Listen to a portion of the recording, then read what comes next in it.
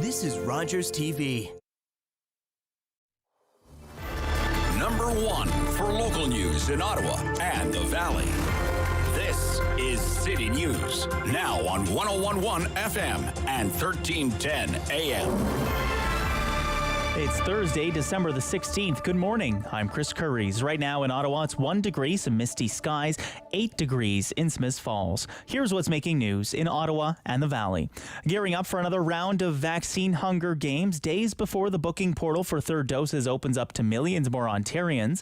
And parents are wondering whether to move up their kids' second shots as Omicron advances. Our Kevin Meisner joins us from Queen's Park with the very latest. You may be able to start booking appointments as of Monday for booster shots in Ontario, but it may take a long time to get an actual spot in a chair to get the jab. The province is allowing all eligible adults to get a COVID-19 third shot as of 3 months after their second shot. That's down from the previous advice of 6 months, and that's expected to create an absolute avalanche of demand on the province's booking portal, which is why the Premier is calling on everyone from doctors and nurses to pharmacists, paramedics, and dentists to pitch in to deliver the shots to battle the highly infectious Omicron variant. And what about the second shots for kids 5 to 11? Right now in Ontario, only about a quarter of all Ontario kids actually are that far along with one shot in arm, but still some parents may be considering trying to accelerate the second dose. There are some doctors advising that. However, the advice on the Ministry of Health website still urges parents to wait 8 weeks between shots because that does provide increased and longer lasting protection. At Queen's Park, Kevin Meisner, City News. City News time is 9:01. Now your forecast with meteorologist Jill Taylor. A gusty southwest wind for us today, and rising temperatures will climb to 13 degrees and stay near 13 right through the evening, and then falling temperatures overnight. We'll have some showers at times today and tonight. Tomorrow, sun and cloud, not as mild, near +3. For today, the high this evening, 13. 1 degree right now in Ottawa, 8 degrees in Smiths Falls. School-aged kids getting COVID tests to take home, and some being told to clean out their lockers just in case there are closures from COVID-19 over the holidays. We've seen a number of school closures the last couple of weeks. We can't predict what decisions the province might make and any changes that they might want to pursue. To try and arrest the spread of the new variant. That's Mark Fisher, a school board trustee with the Ottawa Carleton District School Board. It's a snippet of the interview. The full interview will be coming up later this morning at 11 o'clock on the Rob Snow Show. The province announced pop-up test sites for COVID distributions of tests, but they seem to be concentrated in the Greater Toronto area. Ottawa NDP MPP Joel Harden says this has left a vast area of the province without. It's a huge province. We're out here in Eastern Ontario, having no access to these pop-up sites for rapid tests. Folks in Northern Ontario have gotten nothing from this announcement. Southwestern Ontario are big communities. It's a big province. Harden tells City News weeks ago in the Ledge he asked about the 11 million rapid tests in the province, but the distribution announced yesterday didn't include Eastern Ontario sites. The Premier's office did confirm to City News 10 sites are just waiting for local approval before being named. And charges have now been laid in yesterday morning's collision in Pembroke involving a tractor-trailer. Provincial police say the 23-year-old driver of a tractor-trailer from Winnipeg has been charged with failing to stop at a red light. The crash happened at Beeline Road on Highway 17 between the Big Rig and two passenger vehicles. The driver of one of the vehicles, an SUV, was an 86-year-old man from the Laurentian Valley. He was airlifted to the Ottawa Hospital, serious but non-life-threatening injuries. His passenger was a 61-year-old from Deep River who sustained non-life-threatening injuries. I'm Chris Curries for News Anytime. Follow up online at ottawa.citynews.ca.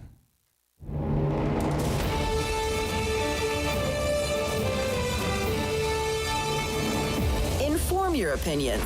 It's the Rob Snow Show on Rogers TV and City News. 101.1 FM and 1310 AM. It's not Friday. It's only Thursday. And it's still 2021. And it's still a pandemic. Just in case all the days seem to be the same. Good morning. Welcome to the Rob Snow Show on City News. Busy around here. We'll be covering a lot of ground over the next 3 hours, and we hope you're going to be part of it. On the show this morning, author and columnist Randall Denley, he writes about municipal affairs for the Ottawa Citizen, And the Ford government for the National Post, and his column this week in The Citizen is about the race for mayor. And we're going to get back into that issue coming up here shortly. It's going to be an interesting race for mayor, and as Randall Denley pointed out this week in his column, we haven't been able to say that for a while because Jim Watson has had incredible success in municipal elections. Mayor Watson won the last election with 70% of the vote. It will probably be a much tighter race without Watson in it next year.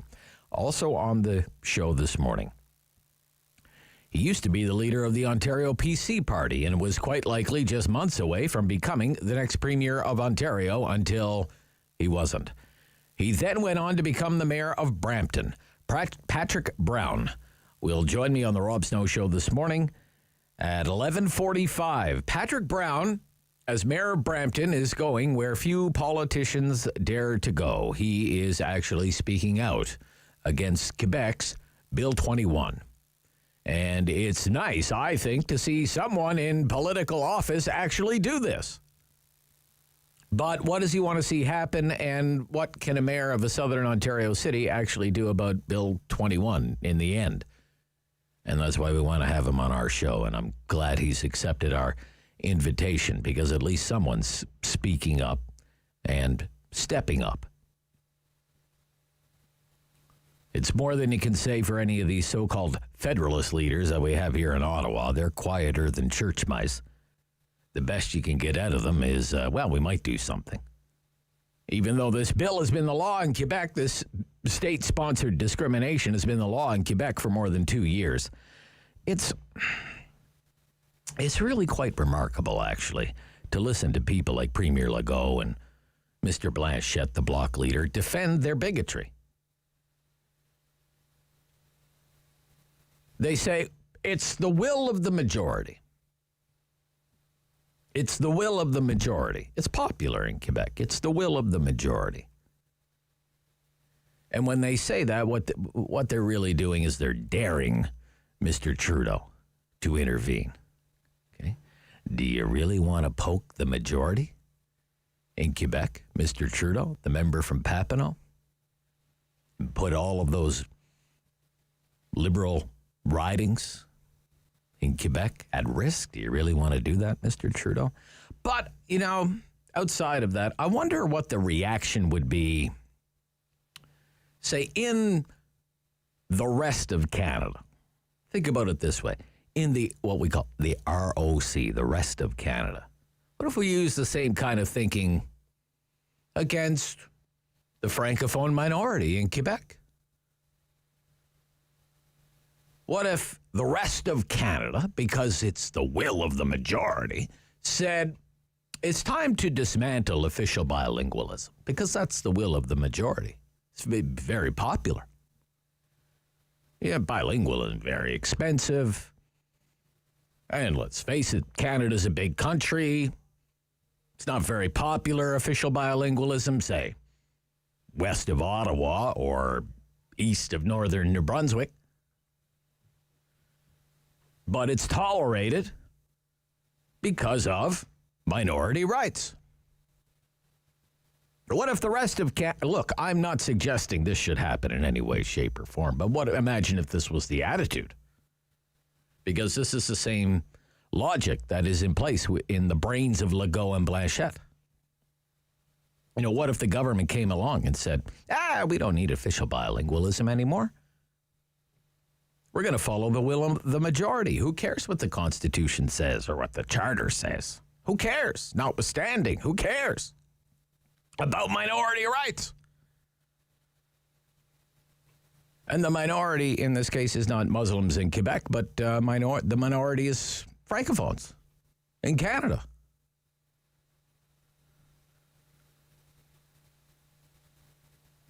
And we get rid of anything and everything to do with official bilingualism or language requirements for hiring in the federal public servants, because that's the will of the majority. Because it's popular. See, this is the twisted logic of these bullies in Quebec, these Franco-nationalists. This is the logic that they use to justify their state-sponsored bigotry. Just a thought. Just a thought. Also on the show this morning, Dr. Paul Remiliotis is the Chief Medical Officer of Health for the Eastern Ontario Health Unit, a big, huge area east of Ottawa, United Counties, Cornwall, Hawkesbury. We're going to talk about Omicron and talk about public health restrictions, what the Ford government has done so far, and what Dr. Paul Remiliotis thinks the government should also do that it hasn't done yet, because he doesn't think the government is going far enough. The Ford government, as we've been reporting all morning, did make some announcements yesterday. Millions of rapid tests will be made available at LCBO stores. Hallelujah. Finally, a reason to go to the liquor store. It's putting in place a 50% capacity limit for large venues. Like the Canadian Tire Centre, it is accelerating the booster shot program, but still, Dr. Paul Remiliotis thinks it's not enough, and we'll ask him what else he thinks the government should be doing.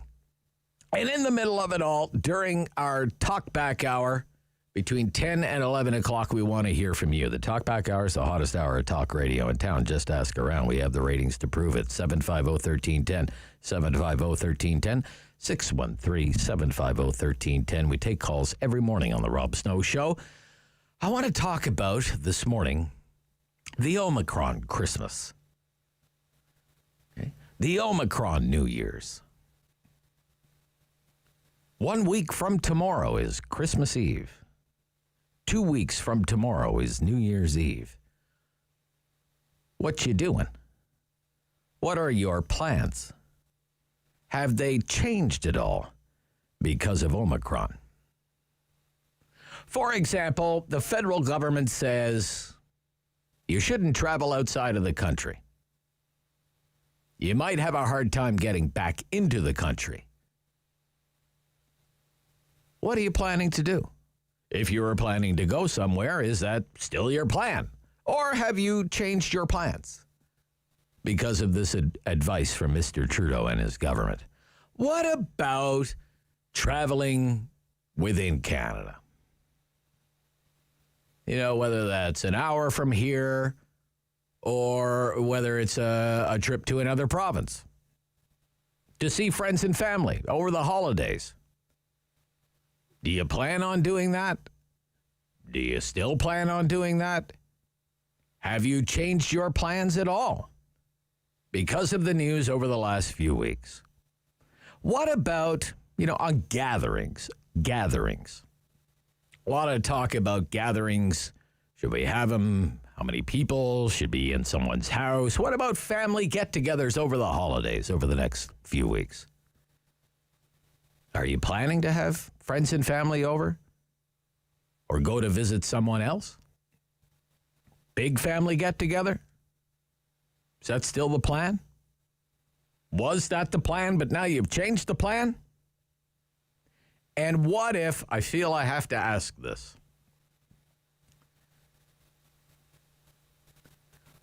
what if someone's not vaccinated?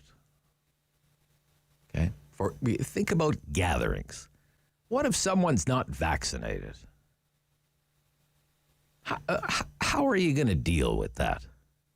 For example, would you visit an unvaccinated family member's house over the holidays? Uncle Jimmy's invited us over to his place, but Uncle Jimmy doesn't believe in vaccination. Would you go to Uncle Jimmy's house?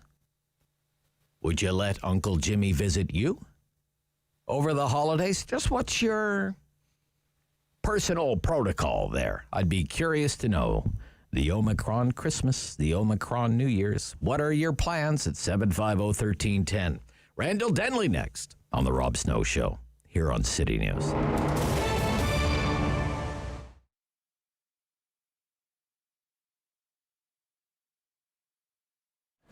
It started out with a small outdoor booth in what was called Artist Alley, which is actually the area just outside our store on William Street.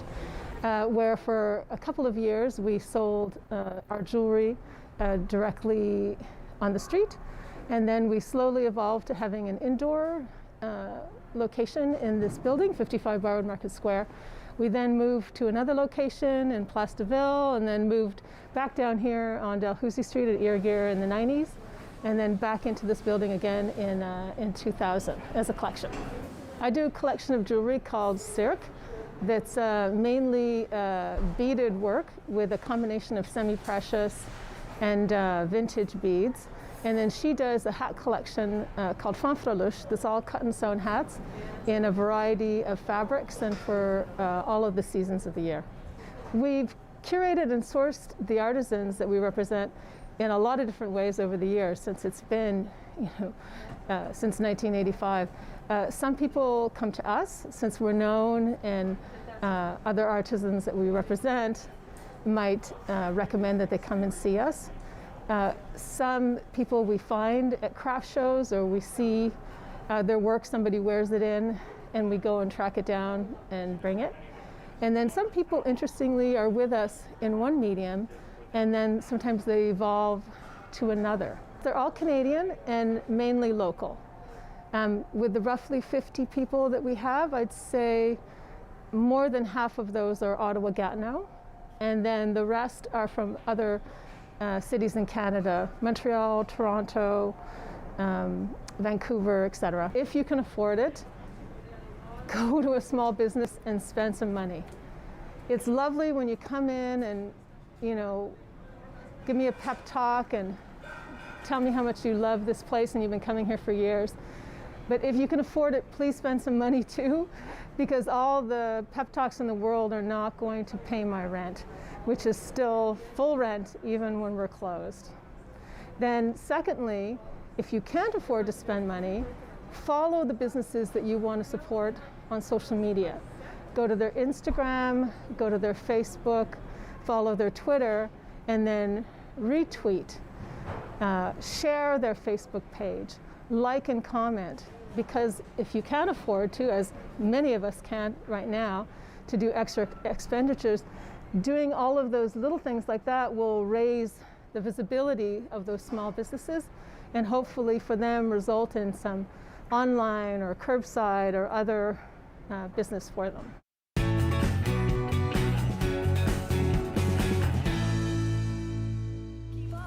The Rob Snow Show returns on Rogers TV and City News, 101.1 FM and 1310 AM. Correspondent in Toronto, Richard Southern, City News Toronto. Ontario reports 2,421 new COVID-19 cases today. More data out soon. 2,421 cases today. December 16th. I just looked up a week ago. That's an increase of 66% in a week. 66% in a week, and 129% in 2 weeks. 129.9. 100. Let's call it up 130% in cases in 2 weeks in Ontario. So, wow. We'll have more information on that. I did look up Ottawa Public Health this morning and its COVID-19 dashboard. It still says we have 7 people in the hospital and nobody in ICU, despite these big case counts. But I have been told in the past there is a lag, so we'll see what happens as we welcome back author and post-media columnist Randall Denley. Good morning. Hi, Rob. Yeah, it's nice to hear from you. I understand you you did very well with your book signing, and I'm really pleased to hear that. Glad it went well at thanks. It was the best book sale event I'd ever had, Rob. So I was really happy with that. Met a lot of new readers, saw a lot of former readers again. Excellent, sir. Excellent. So well done. And for people, a week from tomorrow, Randall, Christmas Eve, I don't know if you'll be able to get them their books on time, but they can buy your books on your website, right? Absolutely. RandallDenley.com. RandallDenley.com. Will you sign them? Do you sign them, Randall? I do. And if they live in the West End, we'll drop them off their house. Oh, excellent. Okay, even better. How's that for personalized delivery? That's good. Not by drone or anything, though. So better than Canada Post. Right. A little late for them. Awesome. Excellent. So look, Mayor Watson's not running again. First of all, first chance I've had to ask you about that. What's your reaction to that news? Well, I think it's a good thing for him, and it's a good thing for the city. I mean, he's clearly burned out in the job. Robin has been for a while. He's just been testy this whole term, and I mean, he's done it a long time. Apparently, he has a sleep disorder. He just he's 60 years old. He wants to go on and do something else, and he should. He's had a long time as mayor, a long time in public service, and he should do something different. But I think for the city, it's a great thing because we've been 12 years now, or 3 elections, where the election as well, Jim Watson versus, I don't know, I never heard of the other person, and a bunch of other people you've never heard of. So we haven't had a real election since the last time he was elected. So I think it's great. It's going to revive municipal politics. We're already seeing, some people saying they're in. We'll see if they're really in when May comes, but they certainly have an interest in running. Yep. What do you think about the candidates so far? Bob Chiarelli, Diane Deans, and Catherine McKenney. Well, they all have their pluses and minuses, Rob, but there's certainly none of them is a candidate that ought to deter other people from entering. Bob Chiarelli, he's a dedicated campaigner, works very hard, crafty politician. I mean, nobody knows that better than me. I ran against him twice, right? Tough guy to run against. So if he runs, and I think he will, he'll be a factor for sure. But he's also 80 years old.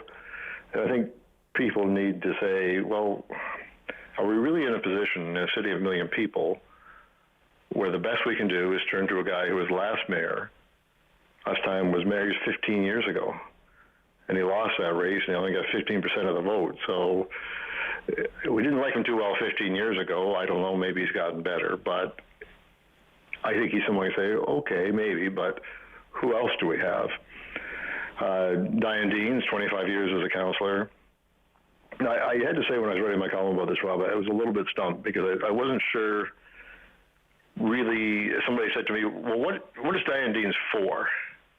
I didn't really know because she's kind of noted for being against things, not for things. So I asked her that, and she gave me a pretty good answer about, well, I'm a fiscally responsible but, socially progressive person who favors the usual causes but not too much on taxes. And it's a middle-of-the-road kind of an answer, and, probably a middle-of-the-road candidate is going to win this. But I don't know whether she's going to be able to pull together the campaign infrastructure and the money to succeed. And that's a problem that all these candidates face because, Bob Chiarelli's been out of it for a while. He's done it in the past. Maybe he can do it again.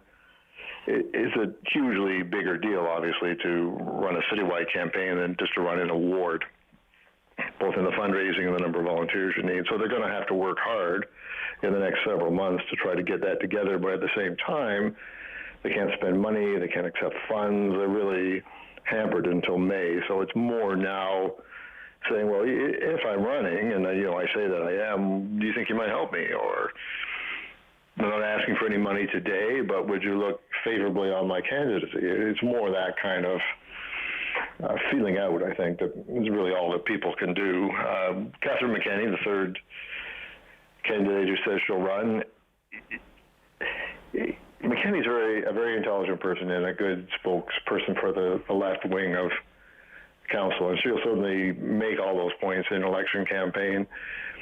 It's just hard to see her getting elected across the city. What is her appeal in the suburbs or the rural areas? Her concerns are primarily social justice, downtown type concerns, and not that, it's exclusive to that area, but she just doesn't seem like a candidate who'll have a broad enough appeal, in my opinion. Okay.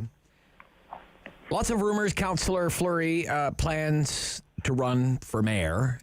You ask him about it, he doesn't deny it. He doesn't confirm it, but he doesn't deny it either. But he's had some compelling op-eds in the paper, which makes me think he's no coincidence, I'm sure. Yeah, he's given it serious thought. I don't think he's to be discounted at all. I think he was a surprising winner when he defeated the experienced councillor Georges Bedard. He's grown into the role, though. I've always liked Matt Fleury. Rob, I was an early champion of Matt when he ran for council the first time. The thing I like about him is he's an intelligent guy, but he's open to other people's ideas. He doesn't come with an external agenda of some sort. He's prepared to listen to what people think and react accordingly. He's had, by the time of the election, 12 years on council, so he's got a lot of experience, but he's still only 36. And if you're thinking of, how a candidate is marketed these days, and, it's unfortunate that it's so important, but it is, but here's a good-looking young guy. Men like him, women like him. He's got a nice family. He's just easier to sell than an 80-year-old, for example. A lot of people, especially suburban people of the same demographic, are going to look at Matt Fleury when he runs and think, he's a guy who seems a lot like me. It's more difficult, I think, if you don't fit that sort of broad general mold. So I think that's a big asset for Matt. We'll see what kind of a campaign he runs, but I'm quite certain he will run, and I think he was right not to announce. Why do you think that?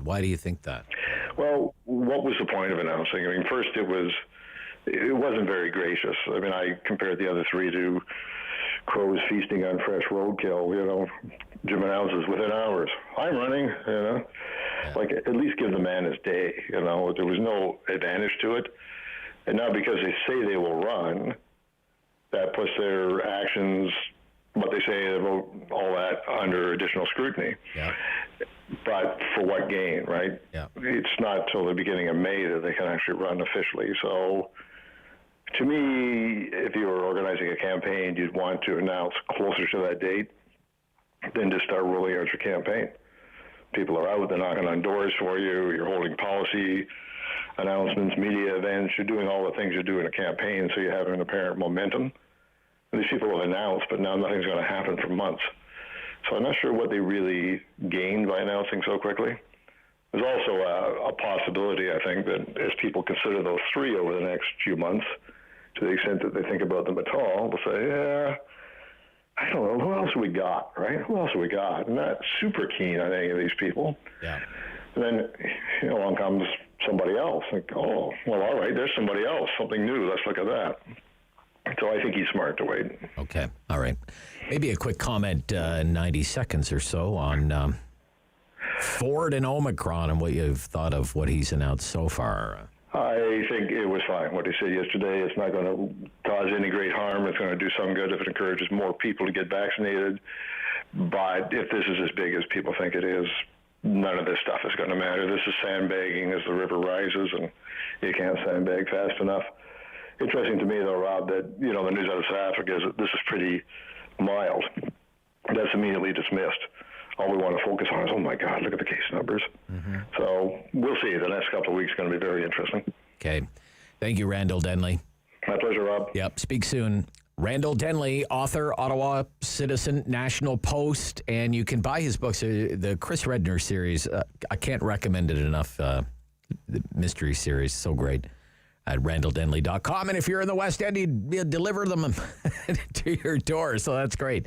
Coming up next, more on Doug Ford and his government's response so far to the Omicron variant. It's Ontario Politics This Week on The Rob Snow Show and City News.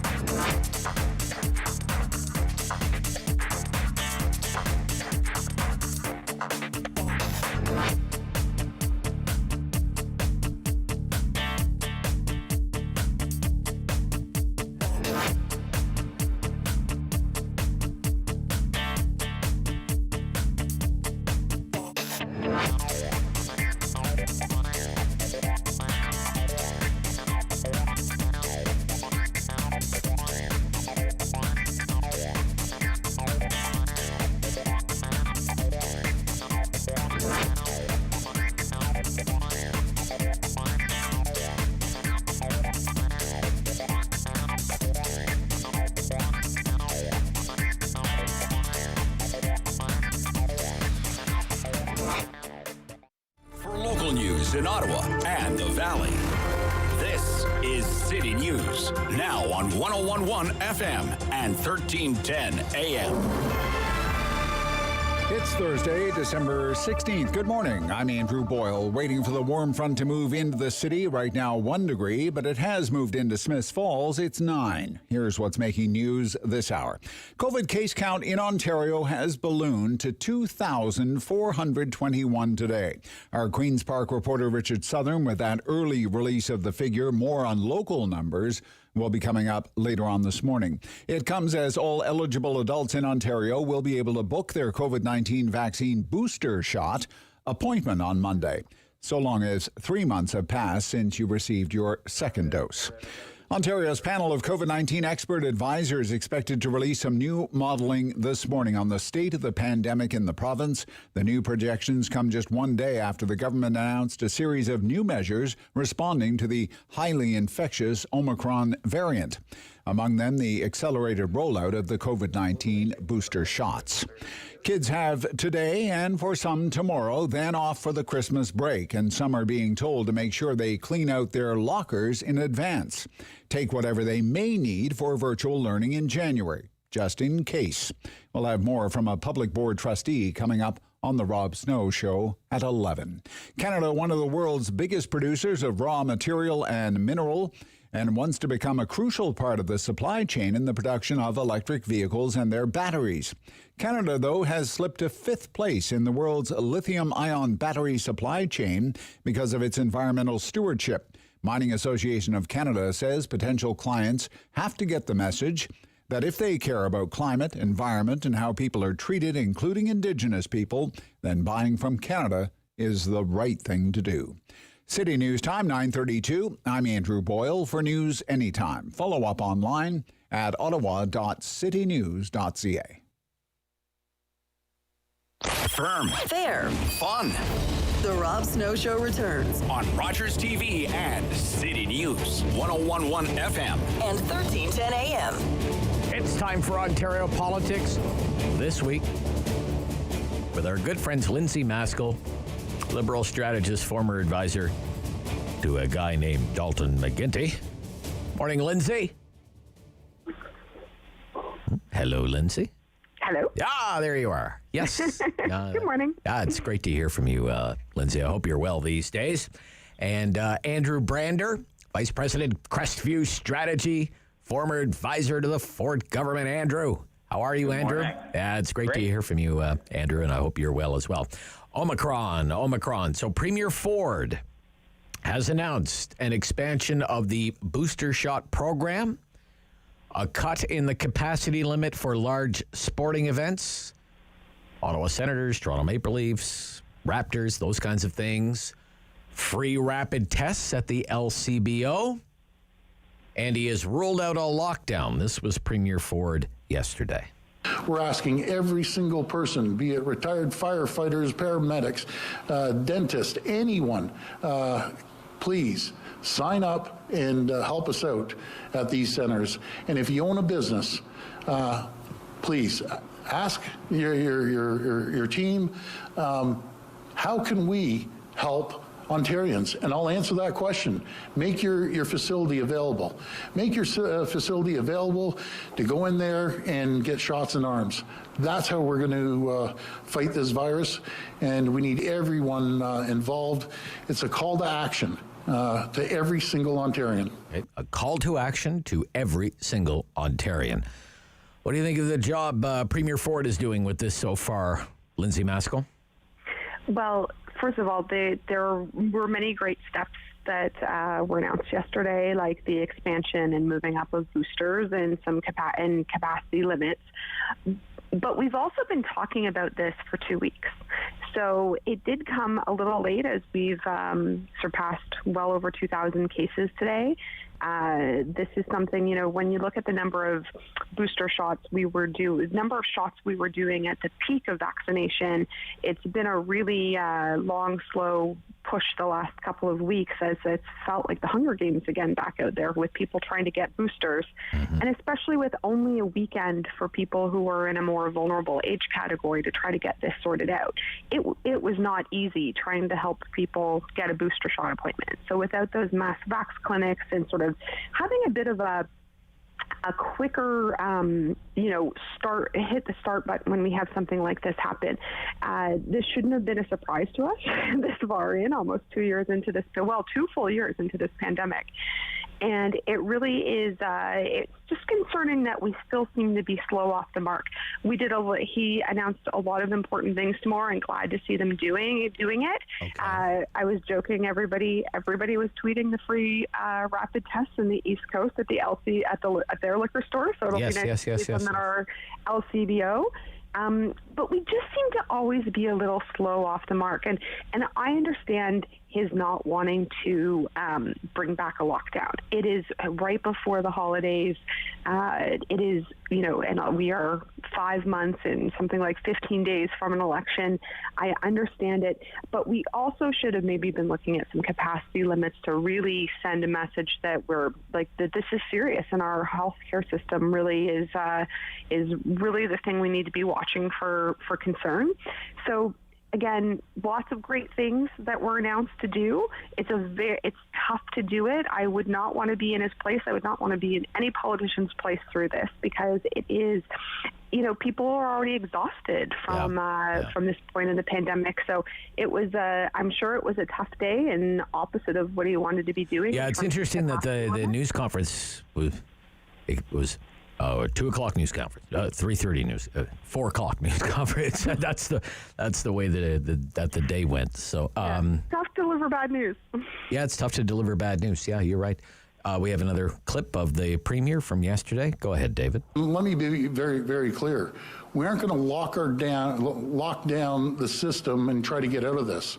The best tool that we have, the very best tool, is the folks that are listening today, their friends, their family, get vaccinated.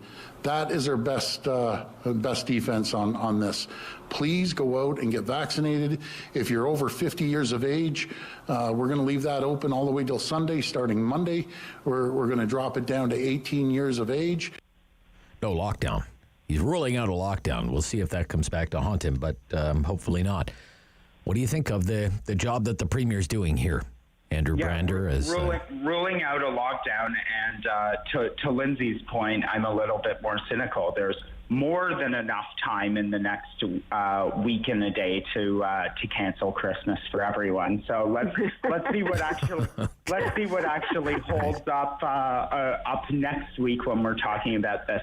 But look, Rob, as we listen to that clip, I think we hear in that the first real evidence of what we've been talking about for weeks, and that's Ford is terrified of another wave. He's terrified about what it means for the people in this province. He's terrified about what it means for the economy. And of course, he's terrified of being boxed in on this and what it means for him politically.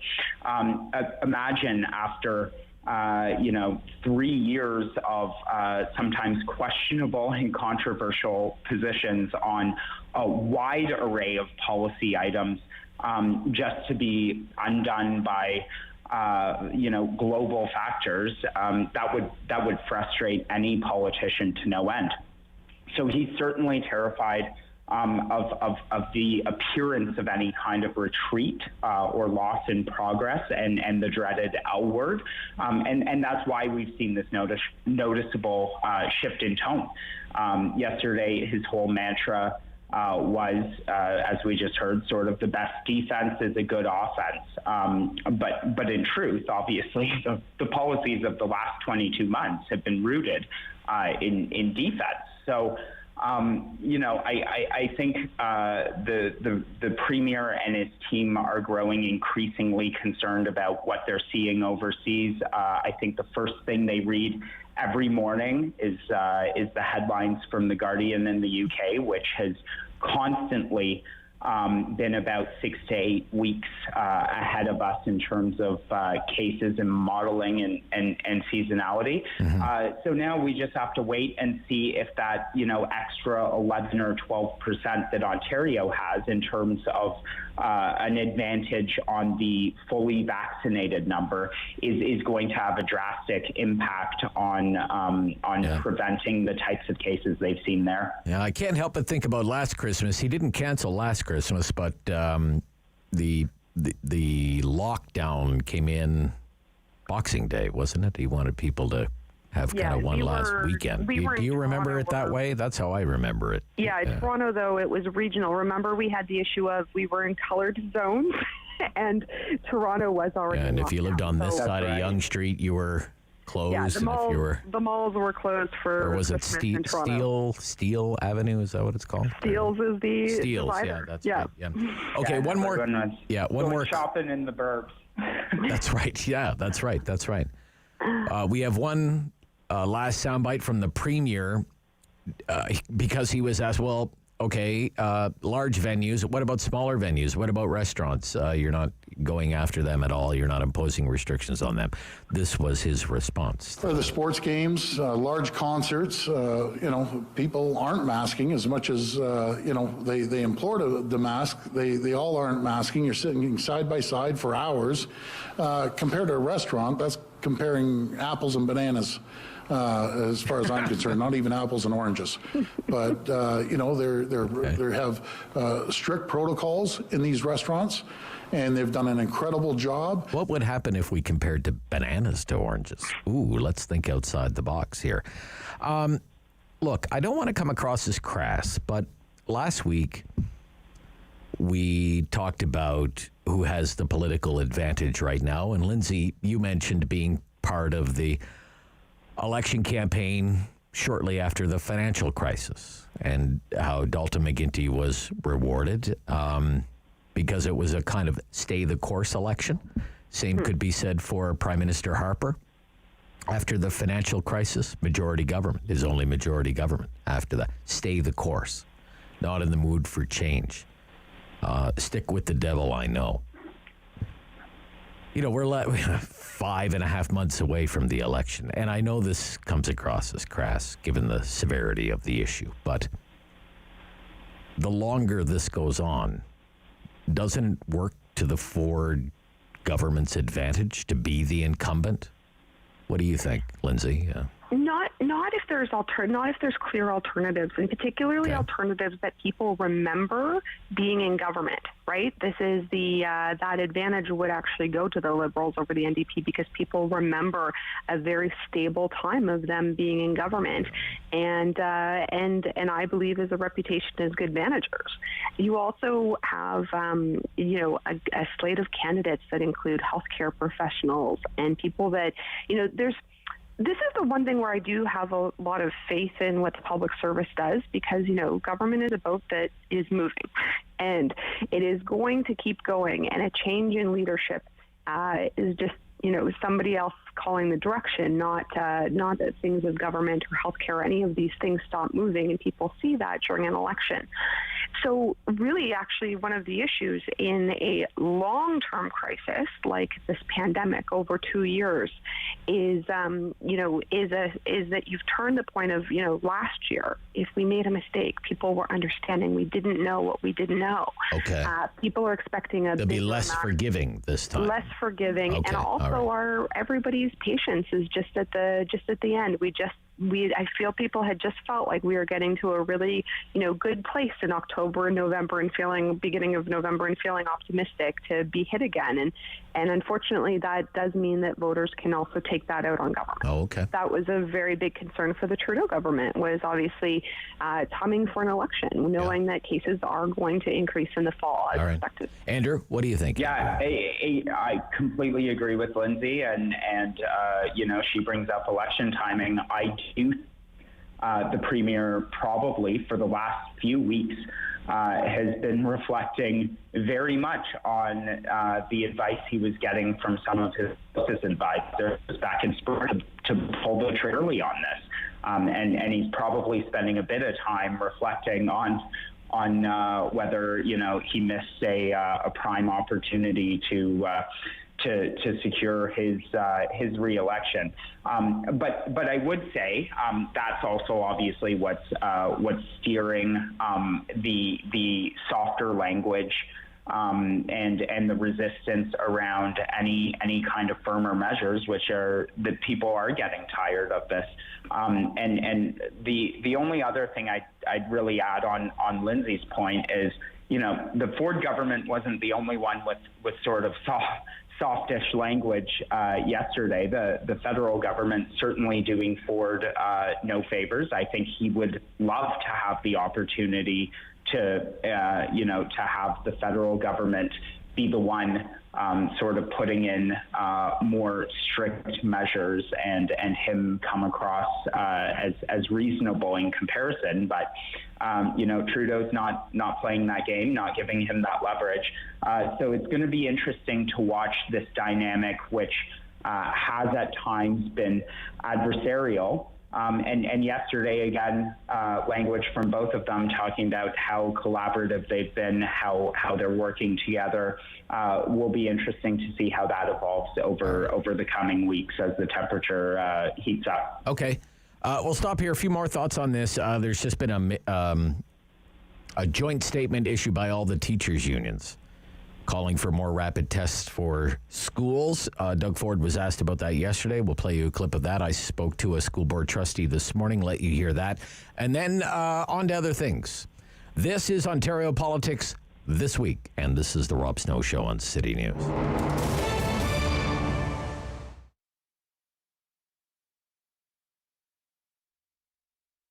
Was devastating, and it's devastating to all small business, but not knowing where it was going to go. But then the renovation market, as people stayed home, took off like wildfire. And for us, yes, we're very lucky, very fortunate that we were able to turn things around. I think a lot of it had to do with our internet presence as well, that I was, kept working on over years, and then it kind of took off. So that was very positive. But now, no, people are staying at home. We're renovating different markets, whether it's a kitchen or a backyard or, your fireplace. They want to cozy things up. So yes, things are extremely busy right now. Right now it's fireplaces, and I think with the snowbirds, a lot of those clients have existing wood fireplaces, so they're looking at inserts. So they want to convert the wood to gas. They don't want to deal with the wood part of it, but they want it clean and easy and efficient, and that's been a major, major increase in our business. The cottage and chalet market has really increased, absolutely.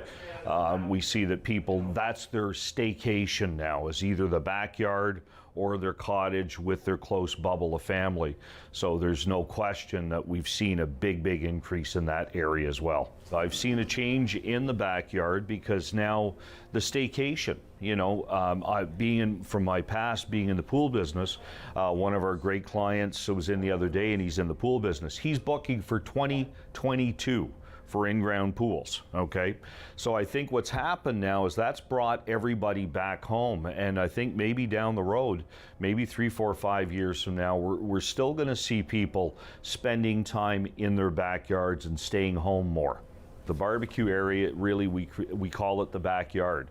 So you walk out of your house into a backyard, and it kind of looks like that with the fencing and the sky and things like that. So that is just our fun room. It's just, there's a lot of cool gadgets there that has to do with dealing with charcoal and wood pellet barbecues. To go online, you're going to find, you just Google, romantic fireplaces will come up.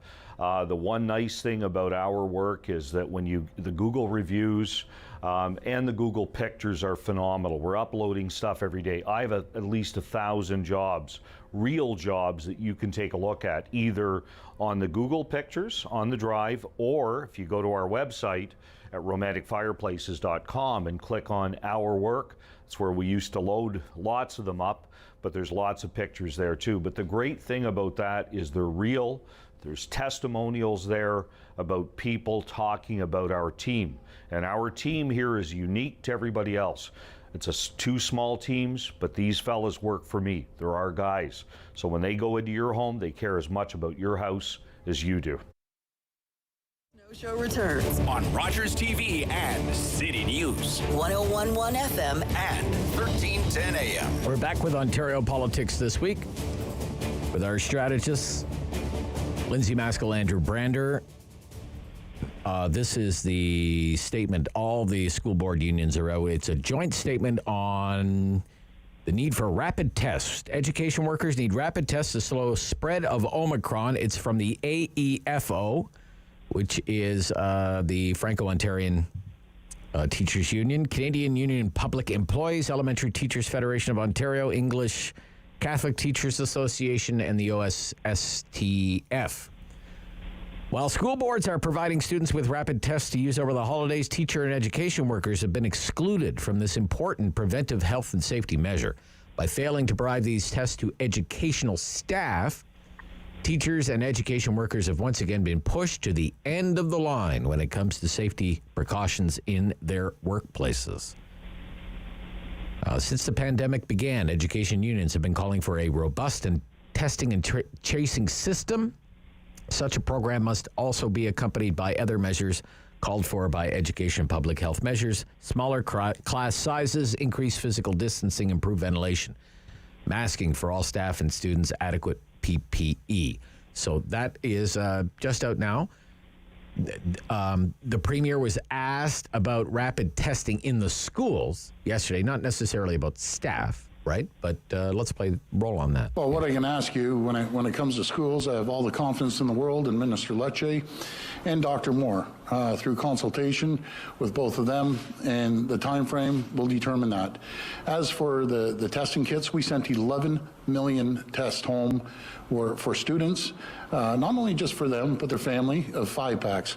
We're going to continue handing out these rapid tests across the country. Okay. And Mark Fisher is a trustee with the Ottawa-Carleton District School Board here in Ottawa, Public School Board. I spoke with him this morning. His take on rapid tests? Well, I would say rapid testing. You know, I've been saying for the last year plus that we need to be using rapid testing as part of that normalization of how we work through the pandemic. There are some major economies around the world, UK being one of them, where rapid testing has been used, you know, for the last 12 months plus as a surveillance tool. My aunt, who's a teacher in England, you know, takes a test, you know, probably 3 times a week. Sort of 3 times a week in the UK. We're just not using rapid testing enough. Not using them enough. But the unions are saying since the pandemic began, education unions have been calling for a robust testing and tracing system, and they feel like they're being left out. What do you think, Andrew? Unions doing what unions do?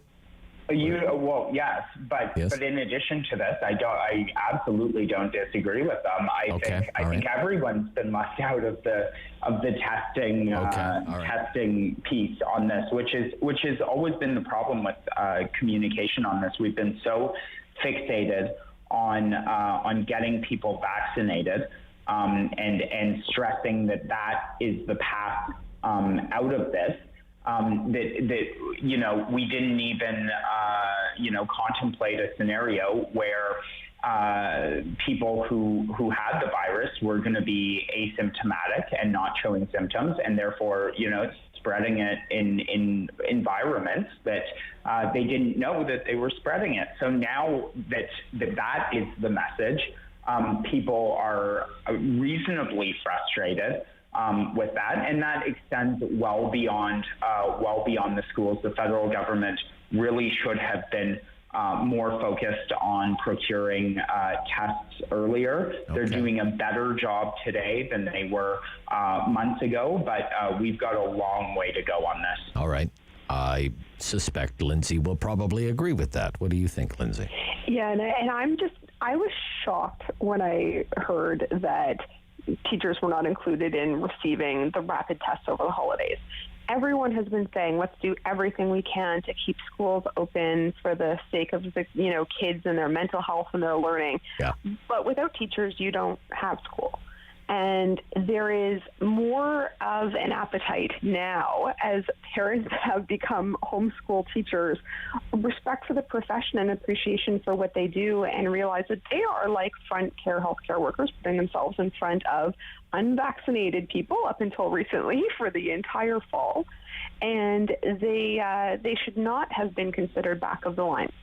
Now, I will say that I felt really optimistic until I took a very well-timed vacation to the United States and saw the level of access to free testing and rapid testing and how different my life felt for that week with better access to it.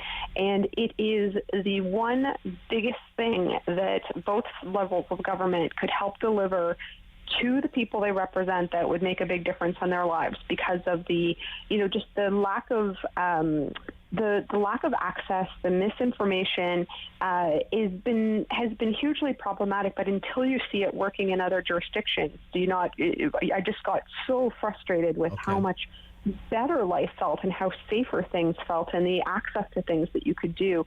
So it is the one concrete thing that over the past year that we have not been doing.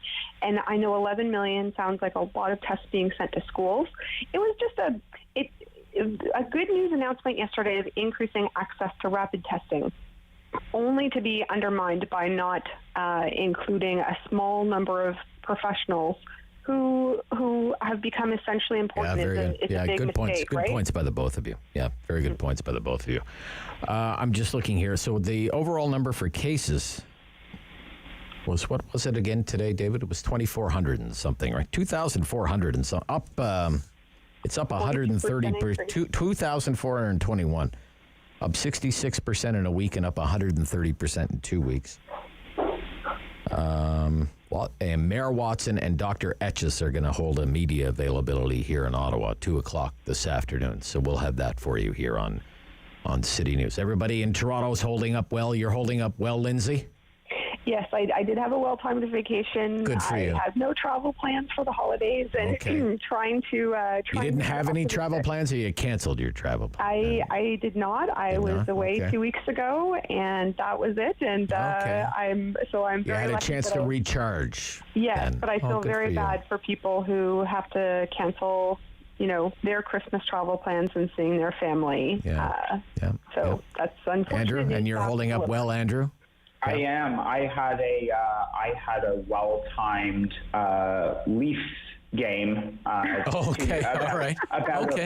a week and a half ago. So I didn't get out of the country, but it was nice to do something that felt a little bit normal.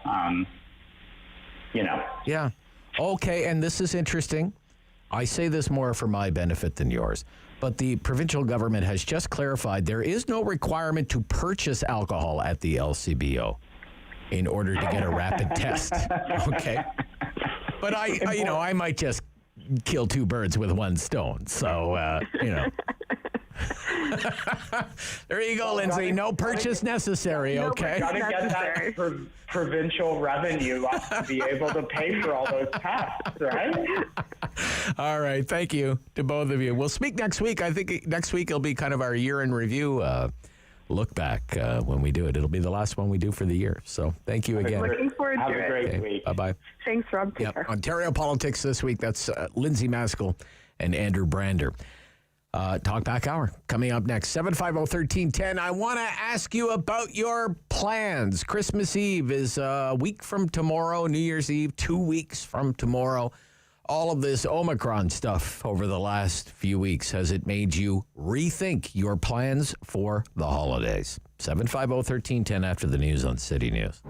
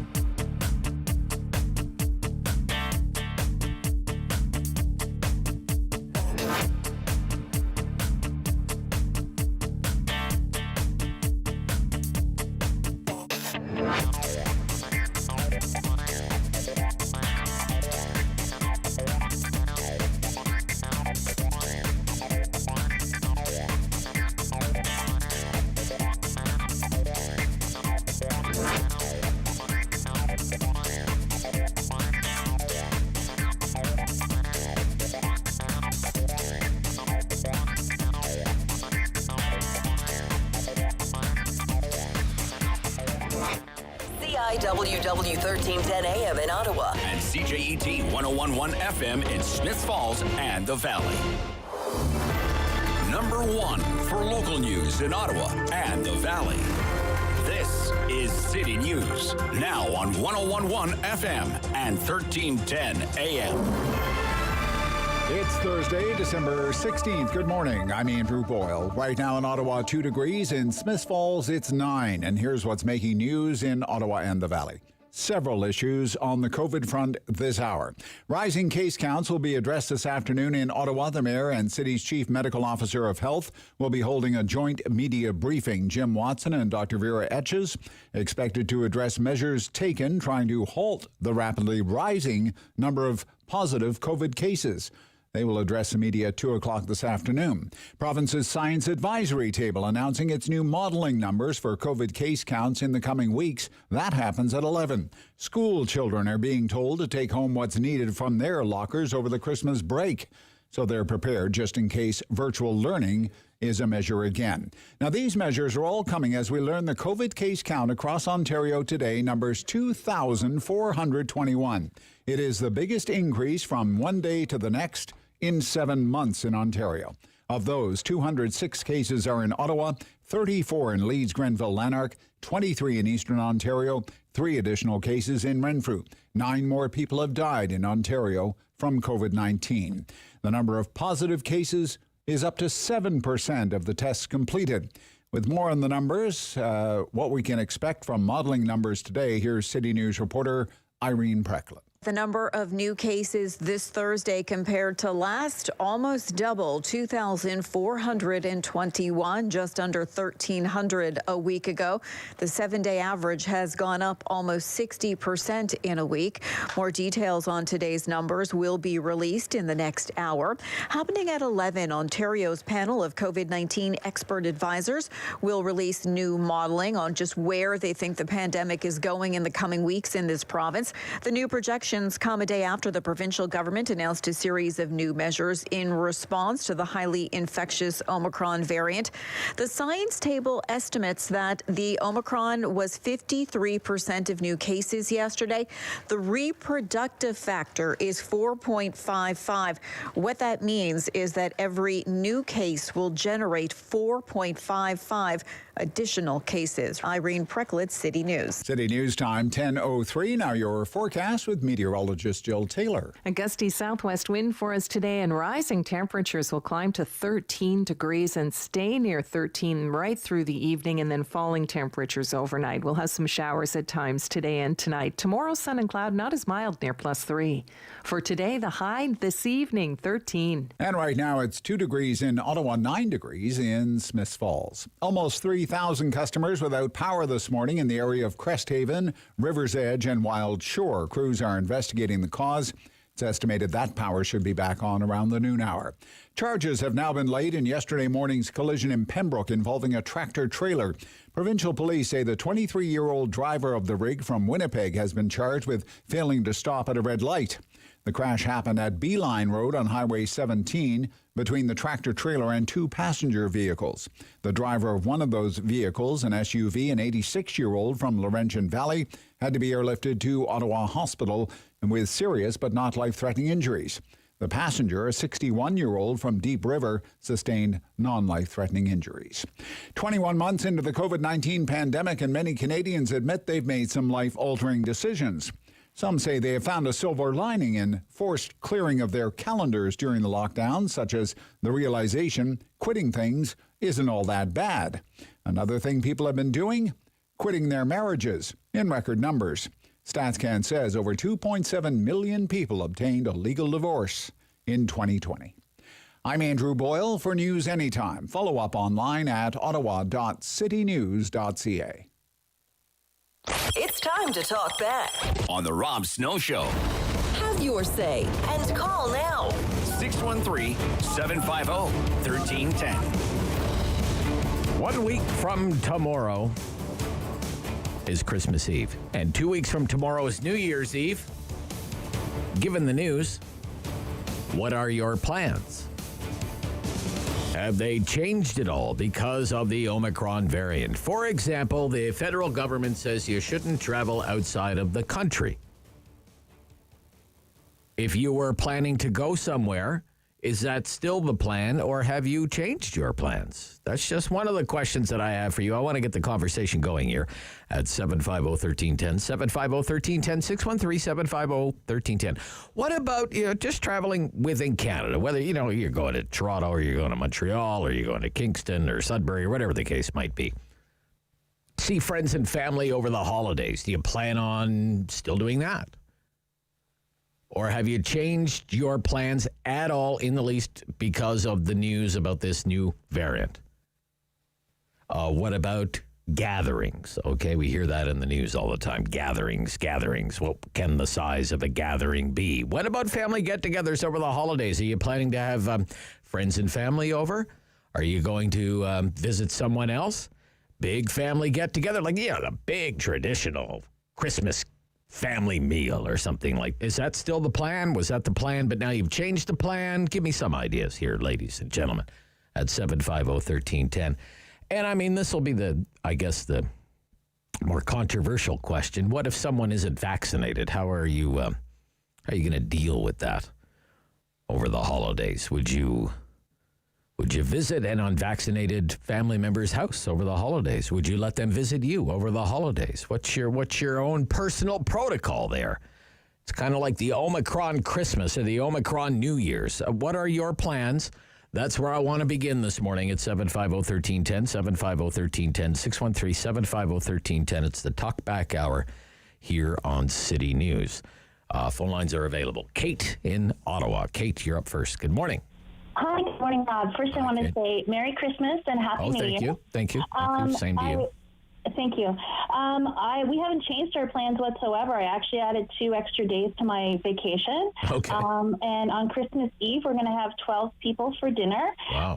Some are vaccinated, some are not. Wow. Children that are coming are not vaccinated, so no, we're not going to lock them in the bedroom and exclude them. This is Christmas. Right. My son brought home the vaccine or testing, the COVID testing, and I just want to point out that everybody should read the limitations of the test, number 9 and number 11 specifically, because it's not. It actually says this assay is not intended for home testing or self-testing. Also, that the performance of this test has not been clinically validated for use in patients without signs and symptoms of respiratory infection or for serial screening applications, and performance may differ in these populations. These tests are a waste of money, and they should not be sent home with our children for them to use nilly-willy. These should be done by professionals. The test should be done by professionals. Exactly. Well, what a waste of money. Is this just to drive up case numbers? Because you read the fine print. I don't have one of these testing kits in front of me. So don't you think that fine print is very important? That is very important that our government should have read. Okay, it's interesting. Interesting, Kate. Thank you, Kate. Thank you. Thank you. I hope everybody makes it through okay. Every line is available there, folks, for you. 750-1310, 750-1310. Only like a little more than a week to go till Christmas Eve. Only a little more than 2 weeks to go until New Year's Eve. Has any of this news changed in any way the way you plan to mark the holidays or celebrate the holidays, get-togethers, travel, meals, this sort of thing? What are your plans? Let me live vicariously through you, because I have a rather boring and uneventful life. I live vicariously through David, because he's a much younger man and has a much more exciting life than I do.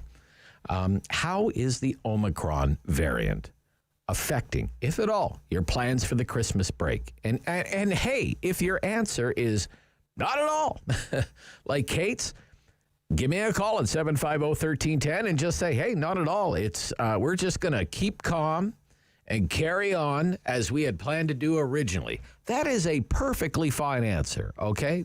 Actually, that's my answer because of my boring and uneventful life. Omicron has really not changed much for us. Our family is scattered, okay, from one end of the country to the other. We have family in British Columbia, Nova Scotia, Prince Edward Island, and we weren't keen on Christmas travel as it was, and this has just kind of sealed the deal for us. But I want to know if that's the case for you. I wouldn't mind hearing from you this morning, but I would also like to hear from you this morning if this news about Omicron and the warnings and, the cautions from the health officials, the pleading from the politicians, if that has made you rethink your plans over the next couple of weeks. If any adjustments have been made to your plans, tell me what. I want to hear from you. 750-1310, 750-1310, 613-750-1310. Anne in Ottawa, you're on City News. Good morning, Anne. Hi, Rob. Well, I'm like you. I've got a pretty boring life. Okay, okay. I'm elated that I got my COVID booster on Tuesday. Oh, good for you, Anne. I'm glad to so hear happy. You know what? I threw myself at the mercy of the pharmacist at Rexall on Saturday. I said I was qualified as of December 11, but of course I couldn't get it before of December 13. And she said, oh, you have to book it online. And I said, I'm really stupid about doing stuff online. So she got that. Hey, pity is underrated, because she got her assistant to help me. So that's great. All right. I was really happy. So I'm only having here just my brother and my daughter, and they've both been double vaccinated. My brother, hopefully, I'm going with him to get his booster on Saturday, this 2 days. So small gathering, right? A small gathering. Yeah, but I have to make a comment about the behavior of people, because I had to go to Carleton Sports Medicine the other day, so I took the bus from Billings Bridge to do that, because it's awkward to park there and everything like that. And you have to go through the food court to get to where the transitway is, and there's all these young people. Like, in my view, there were too many people in that food court. Okay. And the Billings Bridge food court to go up and get on the transitway there. Yeah, and I'm trying to go down that narrow passageway. It's like a little kind of a fake little bridge thing that gets you from, this escalator over to where the transitway is. Yeah, I know what you're talking about. And there's like 10 young people just hovering around the edge of that. And I'm like, excuse me. They got out of the way, but, you'd never know. There's a pandemic when you see behavior like that. It's just crazy. Okay. All right. Smarten up, kids. Yeah. Okay. Let me ask you this. Yes. Let's say if a member of your family wasn't vaccinated, like a close member of your family, and they wanted to come to your place at Christmas, would you let them in? Probably not. Probably not. And I know that because my brother did not want to get the vaccination. Oh, he didn't want to get a senior flu shot or anything. Okay. The very first Christmas, what was it, 2019? That very first Christmas, he didn't want, or was it last year? I forget. Right. Yeah, but, he didn't want to. Your answer was probably not. Yeah, I explained to him if he was going to be around my daughter and I, he had to be vaccinated. Then Hanny accepted that and he did it. Okay. Thanks, Ann. Okay, bye. Thank you. Bye. 750-1310. Terry, you're on City News. Terry, good morning. Good morning. Love your show. Oh, well, thank you so much, Terry. So all the news over the last couple of weeks, Omicron. It's like nonstop Omicron news. Has this affected your Christmas holiday plans at all? It may. It may. Okay. In what way? Well, we are not going anywhere. We haven't traveled. We didn't. Families here. Okay. We haven't had a family Christmas since this all started. Right. And we're going to be a small group. I think there's probably going to be 10 or 12. My opinion is, I mean, we're triple vaxxed at this point. Triple vaxxed, okay. We've come this far of, not doing things that I'm not going to throw caution to the wind and go, well, we've been deprived for so long. I've come this far to just not catch something to get sick. I've actually enjoyed not even having the common cold, which is another thing. How are people catching a cold if we are, trying to be... I suppose, yeah. It's just bizarre, but no, It hasn't. And I think people need to look at their own situation and just evaluate what's important to them and what's not. Like the last lady said, well, it's Christmas, she's not going to... Yeah, but it might be the last Christmas for somebody who's might be an 83-year-old mom sitting at the table and someone comes and gives... There won't be another Christmas, so I don't know. I think you just have to use common sense. So let's say you had a close family member and they wanted to come to your place for Christmas, but they didn't have a vaccine. What would they weren't vaccinated? No, How would you handle that? I think I would probably say sorry, but on the other hand, if I'm triple vaxxed and they're not, aren't they? They can still give it to us even if they are vaccinated, correct? Because we can still get it. Yep. So I toy with that in my head. I have been around people who are not vaccinated, and but not like hugging and close and all that stuff. But I don't know. It's something that I constantly think about. If we're vaccinated with 3 doses and someone shows up that's not vaccinated, aren't they the ones that if they catch it are the ones that may get very sick? They might be the ones who might be most at risk, right? So, that's right. Yeah. So, and if we have people at the table who are vaccinated but could still catch it, which we can, how do we know that we're told being vaccinated doesn't exactly stop you from getting it, just stops you from getting very sick. That's right. So yeah. I don't know how that works. It would depend. If I had someone who was 83 years old and at my dinner table and, maybe not, maybe because that person has an easier chance of catching it, I think. Is that how it works? Of catching it because they're not vaccinated? Is that how it works? Well, I don't know if it's necessarily a better chance at catching it, but certainly a better chance of becoming seriously ill, ending up in ICU, more severe illness. Sort of is my question. Like, I could probably maybe your explanation, maybe the explanation. Well, maybe this is how we should view it together. Terry, is I'm not letting you in here for your own good. Oh, yeah, that makes perfect sense, too. Okay, yeah, Terry. I like that. All right, thank you, Terry. Thank All you, right, Merry bye-bye. Christmas. Yeah, you too. Thank you. Be right back. Rob Snow Show, Talk Back Hour, 3 calls in. Omicron, all over the news. Has it changed your holiday plans in any way? It's 750-1310, Rob Snow Show on City News.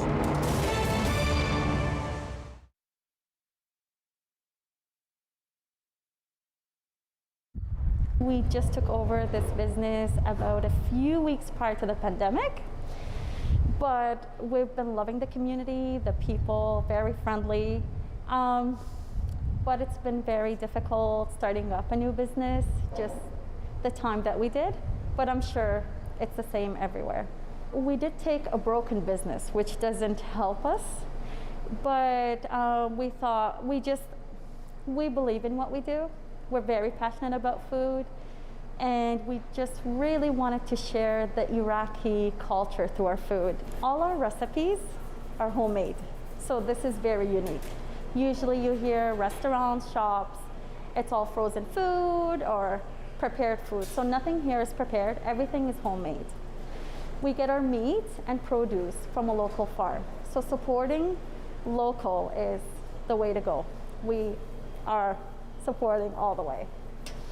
And our meat are actually marinated the day of, so it's as fresh as can be. Quality ingredients and everything is made from scratch.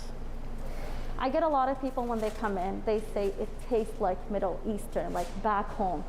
So for you to have been to Iraq and have the food there, you can really compare and see the similarity. We do like to focus on healthy. So our recipe is not only the homemade, again, everything is from scratch, but we have like from combos and to like small sandwiches. Our one of our favorites and very popular is the chicken salad and the beef salad.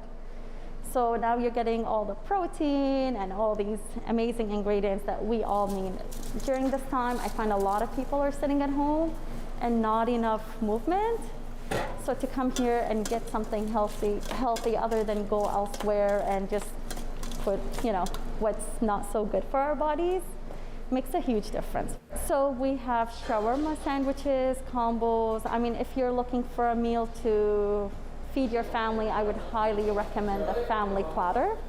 It comes literally with everything, with potatoes, with rice, with chicken, with beef, and we don't charge extra for mix. I know a lot of places do. Here we just add everything to your platter. And lots of healthy choices for sure. We're very passionate about food, and for our small family business, it's been good. Like I said, it's a little struggle, but we are not a chained restaurant.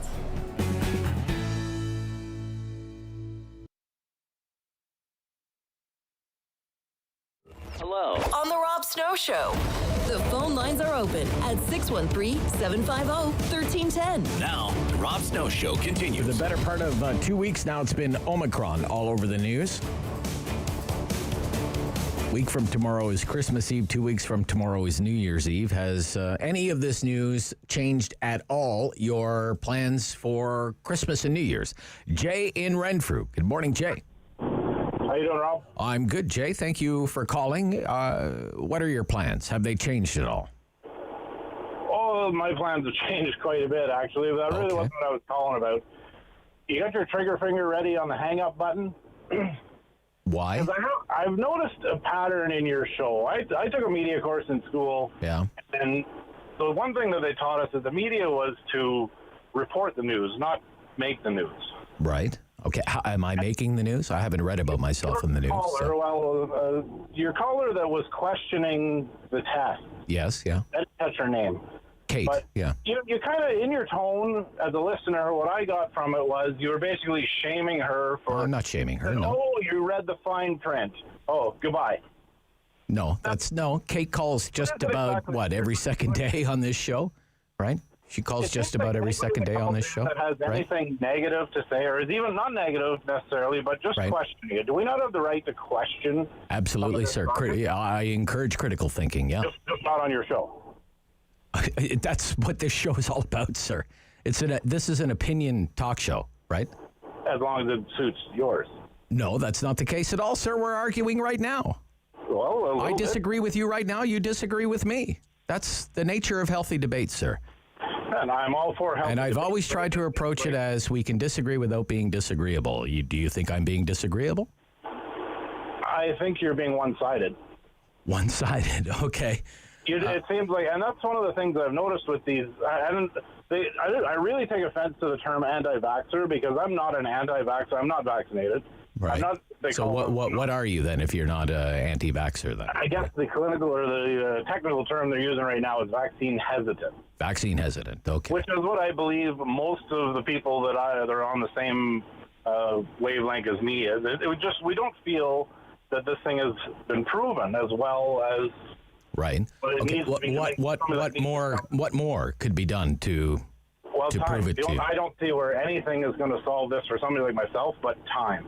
Time. Okay. And basically, what a pro-vaxxer ramming, the ideology that I'm supposed to just not question, just go and get your vaccine, don't worry about it. Basically, what you're saying to me is trust the government. Because really, it's the government that's implementing this whole thing, right? So I'm just reserving the right to say, hey, have they really look, that's your right. You have that right. They haven't taken that right away from you. They're not pinning you down and tying you to a hospital gurney and sticking a needle in your arm, are they, Jay? You don't think so? No, I don't think so, Jay. I don't think so. You've made a choice, right? You've made a choice. I can't do all the things that I used to do. You can't do all the things that you used to. You know why? Because choices have consequences. Well, I mean, it's always been that way. It's always been that way. And there we will depart, Jay. Thank you very much. And I'm not letting you go. I have jammed lines, Jay, and I've given you 4 minutes of my time out of 42 minutes that we have for this hour. And I don't disagree with what you're saying. I mean, I'm fully vaccinated. If you consider 2 doses to be fully vaccinated, you're not. You're not allowed to do all the things that you used to be able to do. That's the consequence of your decision. Kevin in Barrhaven. Kevin. Hey, good morning. Hey. Omicron, oh my God, Ron, I'm going to call it. Oh my God. We've got plans. Okay. Look, back to the original question, which I don't think the previous caller we ever came close to. What I want to I don't want to lose focus here. All right. Plans. Yes, that's the topic of the hour. Lots of people usually make lots of plans around Christmas and New Year's, but now Omicron's been all over the news for 2 weeks. I'm wondering if it's changed anybody's plans. Yeah, so we're going. I got a young family, a 4 and a 6-year-old. We're going down to Toronto, to Vaughan, to Wonderland for New Year's Eve. Okay. Like a holiday outside gathering there, pretty much, and then heading off to the Great Wolf Lodge in Niagara Falls. Okay. And then to Niagara Falls itself. So no, we're not changing that. I mean, we are. The adults are all vaccinated. We are, going to keep following all the guidelines of masking and keeping distances, and we feel pretty safe as long as we do everything we can do to keep safe that way, right? So not changing our plans at all. Okay. All right, Kevin. Thank you. Time to take a couple of more. John is calling from Brownsville, Texas. It's funny, John. I was just thinking about you this morning. I was like, whatever happened to that guy from Texas? I haven't heard from him since the big power outage in Texas. I hope he's okay. But it's good to hear from you, John. I'm glad you called again. Hi. Yeah. Hi, John. I did call a couple of times, I think, in the summer from Mountain, Ontario. Oh, from Mountain, Ontario. Okay. Yeah. Right. You can link me up with that, John. Okay. Okay. Any change to the Christmas plans or any change to the holiday plans? Not at all, no? Unless the people that I'm going to for Christmas dinner say we're not having it. I see. Okay. And then, obviously, I would change my plans. Right. Okay. Or if the people I'm having for Christmas Eve dinner say they can't come. Right. Okay. Then, But I don't have plans to change my plans. You don't have plans to change your plans. And how are things in Brownsville, Texas, John? Pretty good. Wide open down there? Pretty wide open down there? Yeah, wide open. As far as I know, anyway, I haven't tried to go everywhere yet. I think one place wants you to mask up. It's individual. There's no statewide mandate or anything. Countywide. Counties can do it. Okay. The county hasn't. So it's up to individual shopkeepers if they're nervous about it. Then they can ask you to put a mask on, and I carry one under my hat. Oh yeah. Okay. All right. Okay. All right, John. Look, no, it's interesting how things work out because I was just thinking about. Gee, I wonder what happened to that John in Texas guy. I haven't heard from him. He was down there in what was it, a fifth wheel that you have or something like that? I bring a fifth wheel down normally, but I didn't want to wait till they opened the borders on the 8th of November, so I flew down earlier. All right. Well, look, I'm glad you're well. It's good to hear your voice again, John. Yeah, thanks. Yeah, glad we could connect. Yeah. John's from Eastern Ontario, but goes down there when the snow flies. 10:28. Back right after the news. We're a week out from Christmas Eve, a week from tomorrow's Christmas Eve, 2 weeks from tomorrow's New Year's Eve. What are your plans, and have they changed at all because of Omicron? 750-1310, back after the news with Andrew here on City News.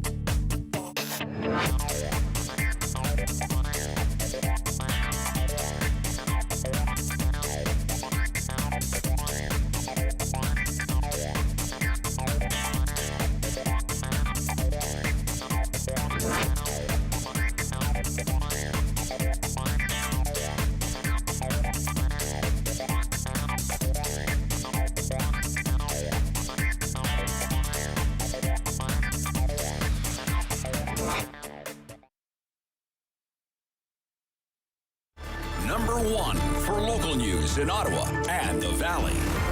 This is City News, now on 101.1 FM and 1310 AM. It's Thursday, December 16th. Good morning. I'm Andrew Boyle. Right now in Ottawa, 4 degrees, Smiths Falls 11. Here's what's making news this hour. The biggest jump in COVID cases one day to the next has been recorded in Ontario today with 2,421. It's also the largest daily case count in the province in 7 months. Rapidly spreading COVID variant Omicron, we were warned, was much more infectious. The province also says 9 more people have died from COVID just in the last day. Now, Ottawa has gone over 200 cases of COVID-19 today at 206.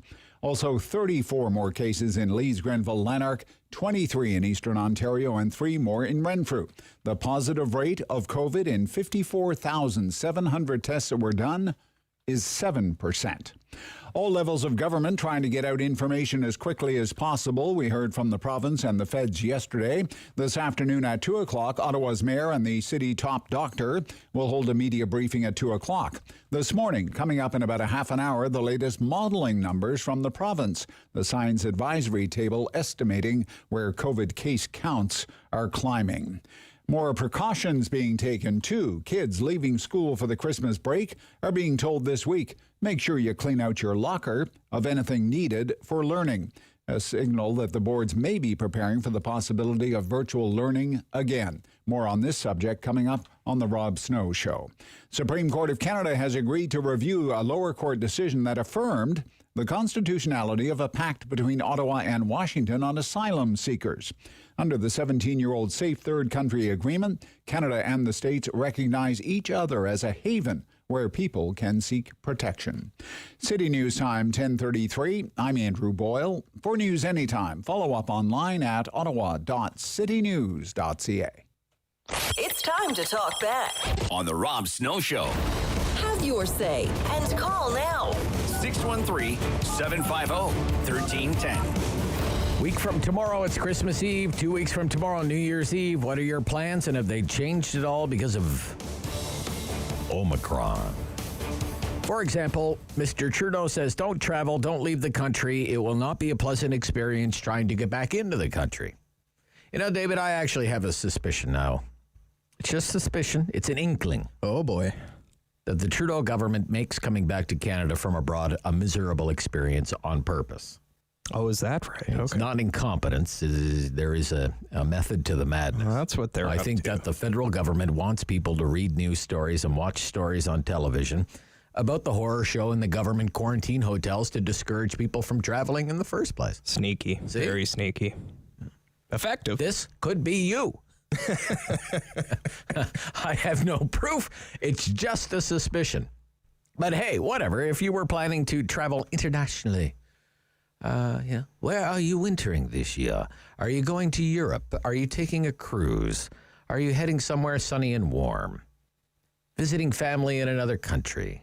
Are you still going to do that, or are you rethinking that now? This move from the Trudeau government, it's just an advisory, by the way. It's not It's not banning non-essential travel. It's just advising against it. And if you plan to travel, are you going to, I don't know, heed that advice, or do you already have your suitcase packed? Like, I'm out of here. You know, Sean in Orleans. Good morning, Sean. You're on City News. Hey, Rob, how are you? I'm good, sir. Good to hear from you. So today should be more like the free-for-all hour you do tomorrow, I guess, eh?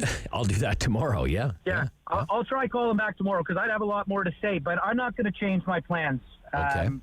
I'm hoping that between my partner and I, we have 6 elderly parents because my parents split and are remarried, and they're pretty scared of the Omicron. So I'm hoping that they'll be able to get their vaccines and we'll be able to do things as planned. Right. But so far, no change to any plans. No change. One thing I want you to know is that of the 6 of our parents, I'm getting vaccinated before them, and I'm a healthy 42-year-old man, and I'm getting vaccinated on Monday. By vaccinated, do you mean a booster shot, do you mean? The third dose, yeah. Yeah, the third dose, yeah, okay. I'm getting it on Monday because I'm one of these essential pop-up clinics, and 4 of the 6 of our parents who are 70-plus aren't going to be vaccinated until, I think, after Christmas. After Christmas, yeah. Yeah. Strange rollout. Yeah, that is strange. Yeah. Why are you at the beginning of the line? My partner got me in because I'm an essential worker, construction. So my partner got me onto one of these pop-up clinics. Right. I was vaccinated well in advance of where I should have been in the queue as a result of that. I see. But I just think, if Omicron is so serious and we are still worried about the elderly people, maybe even some of these pop-up clinics should be redirecting the vaccines to people 70 plus, because we do know that, the statistical likelihood is that a 42-year-old healthy male is going to be fine with COVID. Sure. Yeah. So, and again, I just will say, I don't want sympathy for Jay's views. I just wish that some of the vaccine hesitant people could, and I'm not saying that Jay did if he's still listening, but I've got a couple buddies that are, and they've just gone down the rabbit hole of conspiracy theory, like Bill Gates with microchips and vaccines. And, Yeah. Okay. Yeah, I don't think Jay's like that. I think Jay is hesitant. I think he's hesitant. I'm not. Which is fair. I'm not either. I'm going to get the vaccine, but I think that I don't like this groupthink and group guilt stuff that we're doing publicly nowadays. I wouldn't disinvite somebody who's vaccine hesitant from my house. You wouldn't? Okay. No, I wouldn't inform anybody else of it. It's none of their business. Oh, really? Okay. I'm not there. I have a lot of sympathy for where these guys are at. People are at, rather. Okay. Thank you. All right. Have a nice day. Yeah, you too. Thank you. Ron in Barhaven, you're on City News. Ron, good morning. Yeah, morning, Rob. Yeah, we're not we're not actually traveling anywhere. I don't know many people that are. Right. But we're not changing our plans. We're going to have probably a dozen for a Christmas dinner, and it'll be vaccinated and people with natural immunity. So we're really not concerned about it, especially since it's the Omicron, which I consider a godsend. As you'll all end up with COVID and have natural immunity. Okay. Which is the goal. I suppose I'd rather just not get it, but that would be my goal. I don't think you can. I don't think you can avoid it, Rob. I hear expert after expert after expert saying, "Look, you're going to get it eventually. Mm-hmm. Is it going to be bad for you?" Well, having a cold sucks. I mean, that's just the way it is. Just the way it is. Okay. All right. Thank you, Ron. Thank you, sir. Okay. Thank you, sir. Yeah. Bye-bye. Merry Christmas. Yeah. You too. Yeah. Joe in Ottawa. Joe. Good afternoon. Morning, Joe. Thanks for letting me in here. So I'm going to have a kind of a non-traditional Christmas. I think I'm a single bachelor in my 30s. I may do like a romantic liaison. However, I'm not too sure if Omicron is my big concern. Right. I mean, they have said in South Africa that it's more like cold. And I think the masks are doing pretty good and everyone's mostly vaccinated. So you're not worried about it. You're not worried about it. You're not really changing your plans because you don't really have any plans to begin with. Yeah, you're kind of like me. You have a boring, uneventful life. Well, we work, right? So I am in touch with the public all the time and riding elevators and stuff like that. Now, like I said, there's one thing I saw. Like they said, Alec Baldwin has killed more people than Omicron at this point. Well, yeah. I think they're tied now, 1-1. But other than that, I'm more concerned about the next variant that comes out when they need to do the 4th booster shot. and the one that's going to come out after that for the 5th booster shot. Right. That kind of concerns me because it's going to get to the point where, you know, people are going to have so many holes in their arm, they're not going to know where to put it anymore. Oh, really? Okay. Yeah, it's you're not really that funny, Joe. Don't give up your day job, whatever it is. Adam in Barrhaven. Adam. Hey, how are you? I'm good, Adam. I don't know. You talk to all kinds. He tried hard there. I suppose so. Yeah. Look, it's a pretty basic question. This is a time a lot of people make plans. Yeah. Have those plans changed at all because of the news of the last few weeks about this variant? No, I think the weather is going to deter me more than anything. Whether how far we're traveling down Highway 7, but no plans changing for me. I think that everyone just needs to continue using common sense the best they can. The one thing that concerns me, and I'm not going to steer too far away here, but just rumblings amongst, friends and whatnot. I know a few people that are traveling outside the country. Okay. And, it's just a little frustrating to kind of hear comments like, well, when we get back, if my kids are feeling fine, I'm just going to send them to school. Well, now they might not be going to school, period. But that was a little frustrating to hear because I have kids under the age of 3, and I work in education, and it's just frustrating to hear people say like, well, if they're feeling fine, like I'm going to send them in. It's like, well, no, like you're to stay home for 2 weeks after, and it's the whole have your cake and eat it too. I see. Okay. Yeah. So, I'm still on the plan idea that you're, the conversation topic here. It's just like you think if somebody comes back, they should be following that you're to quarantine for 14 days. Yeah. From abroad. I know that. I know for a fact that we're mandated as educators to provide education to those students. I'm fine with that. Sure. I'm fine with sending, and having them join online in class or whatever it might be. But if you want to spend your $10,000 to take your family somewhere, like that's a privileged thing to be able to go and do. Yeah. Maybe you've worked hard to be able to do it, and that's fine. All respect, but just follow the rules after you get back. Just to hear that, it's just.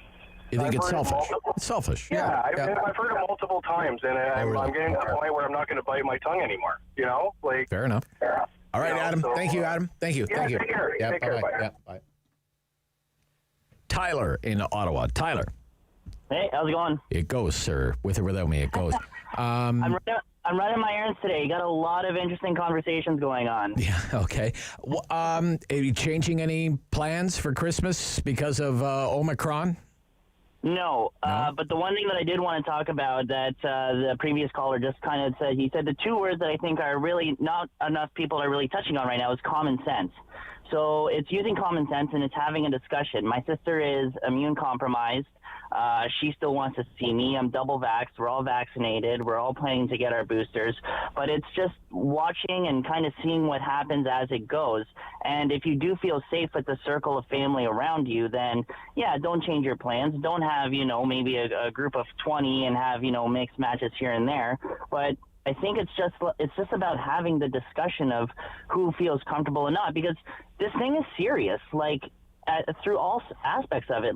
I'm a small business owner, and I appreciate Dougie giving credit to restaurants because I own a restaurant, and we've been diligent with, our mandates and our, checking passports and making sure that everyone's safe. But that's still a real risk for some of my family members because of how many people I see in a day. These are conversations that need to happen that help us kind of curb this thing. It's so much more than just getting, you got to get the needle. I'm sorry, sorry if this is, a weird view, but I believe that there are people smarter than you and I who are creating these vaccines.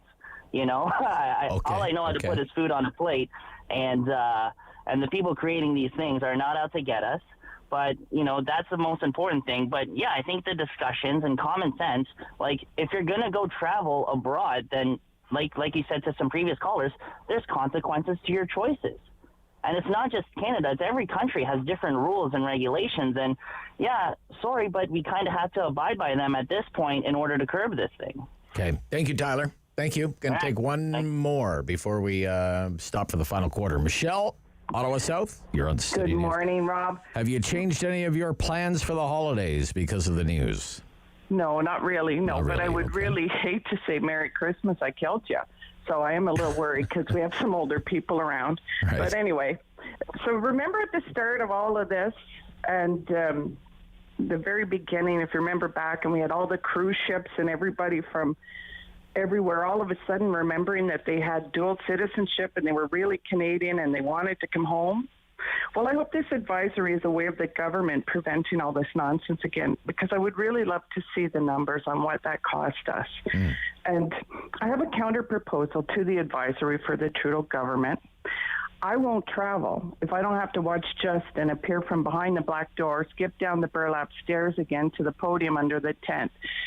If I don't have to look at that again, I promise I won't travel. He starts doing that, and I'm out of here. Okay. All right, Michelle, thank you. We're going to stop here. 750-1310. We're what? A week from tomorrow, Christmas Eve. 2 weeks from tomorrow, New Year's Eve. Omicron's been in the news almost 3 weeks. I believe 3 weeks tomorrow since we first started hearing about Omicron. Has any of this in any way affected your plans for the holiday season? At 750-1310, back after this on City News.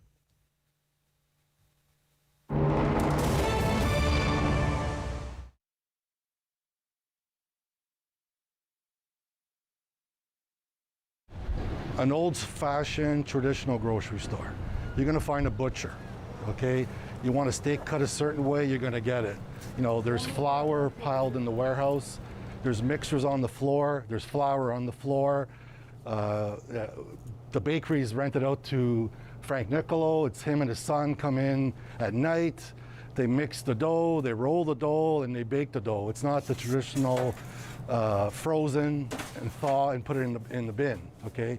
It's made from scratch 7 days a week. It's probably the only bakery left in Ottawa that does that. You know, then customer service. You know, we're big on that. The cashiers, the deli. You're not, if you ask for something, they're not going to point, it's an aisle number 7. They're going to bring you there, okay? If you have too much groceries out, we'll take it out to your car. You know what I mean? There's nothing we don't do for our customers. And we evolved around our customers. They would come in and say, you know, can you try getting me this? You know, can you get me this? So that's how we built the lineup we have now, okay? So we have a lot of unique items that someone that came over to, you know, live in Canada hasn't seen this particular product, but we sourced it and we have it for them that, you know, like something they used to have as a kid. We have a lot of those unique items, a lot, you know, from like all over the world. And we source it through, you know, distributors in Montreal and Toronto that bring in the product in bulk, and we piggyback off of them. Probably the largest European deli in Ottawa. We sell lots because people buy lots. It's nothing really complicated about that. You know, we turn over a lot of product. You know, we package it properly. We buy, and we're always consistent. You know, you're always going to find, you know, Cuddy turkey breast, you know, Saint Daniel mortadella. You're always going to get the same brands. We don't flip back and forth to save 20 cents. It's always the same brands the last 29 years. Best sandwiches in town. It's simple. It starts off with fresh bread every day baked in the store. Anything that's left over goes to breadcrumbs. So you're getting a fresh bun every day that was baked probably 4 hours before you get here, okay? Not only baked, made, like, you know, mix the flour, roll the dough, proof the bread, and bake the bread, okay? Then all the ingredients come right off the shelves. You know, your lettuce, your tomatoes, all your condiments, and they're cut up fresh in the deli. Not like the big, you know, corporate restaurant chains that your lettuce comes in shredded in a bag, you open it up and you throw it in the bin. You know, takes, you know, 2 or 3 days to get here from California. How long is it in the bag?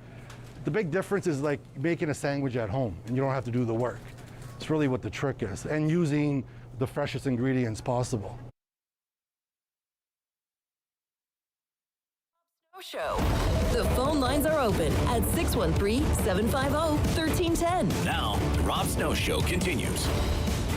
With Christmas approaching, New Year's Eve around the corner, Omicron all over the news, have you changed your plans at all? Changed your travel plans, your international travel plans, your, I don't know, your regional travel plans, your pan-Canadian travel plans? There are no regional travel advisories in effect. We've seen those before.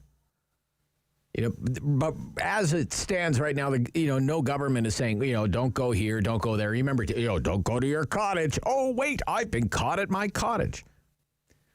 But, we've seen these kinds of things before. Politicians at the behest of public health officials encouraging people not to travel to other communities. Don't go visiting your friends and family over the holidays. Last year, I know people who canceled plans to see their families over Christmas. They followed that advice. They stayed home instead.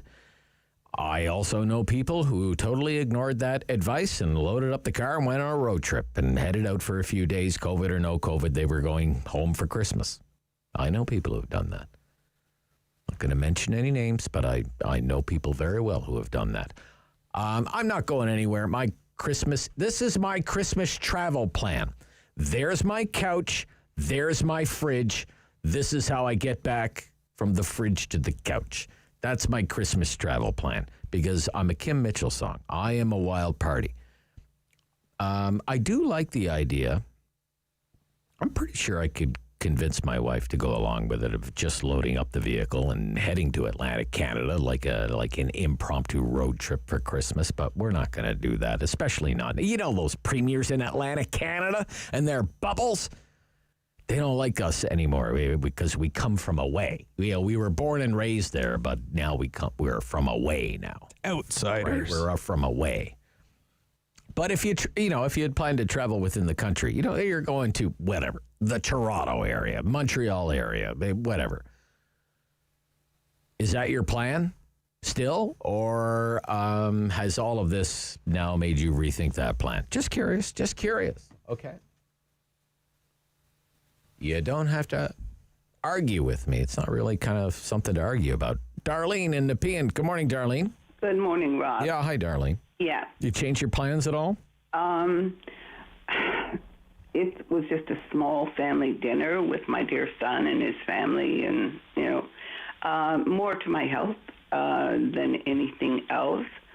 But I do want to say what politicians have put out, Trudeau, their advisories, which mean nothing. Yeah. And I think of, the Climate Summit, I believe it was in Switzerland, and where Trudeau did It was in not... Scotland, actually, yeah. Pardon? Scotland, yeah. Yes, Davos. Yeah. He did not isolate like the others. He went to his hotel room, and I think he left, the next day. So it starts at the top. There's either... Right. You think they should be setting an example at the very top, right? Of course, but he has never set an example. It's separate for what I do, and, if you do... Right, rules for thee, but not for me. Exactly. So no leadership, and it really upsets me. I don't blame the Atlantic provinces for having a bubble, because we're just plain stupid, a lot of people, and no, the vaccinations are going to help protect you. They're not going to 100% protect you, and those idiots that lie, like that teacher was saying,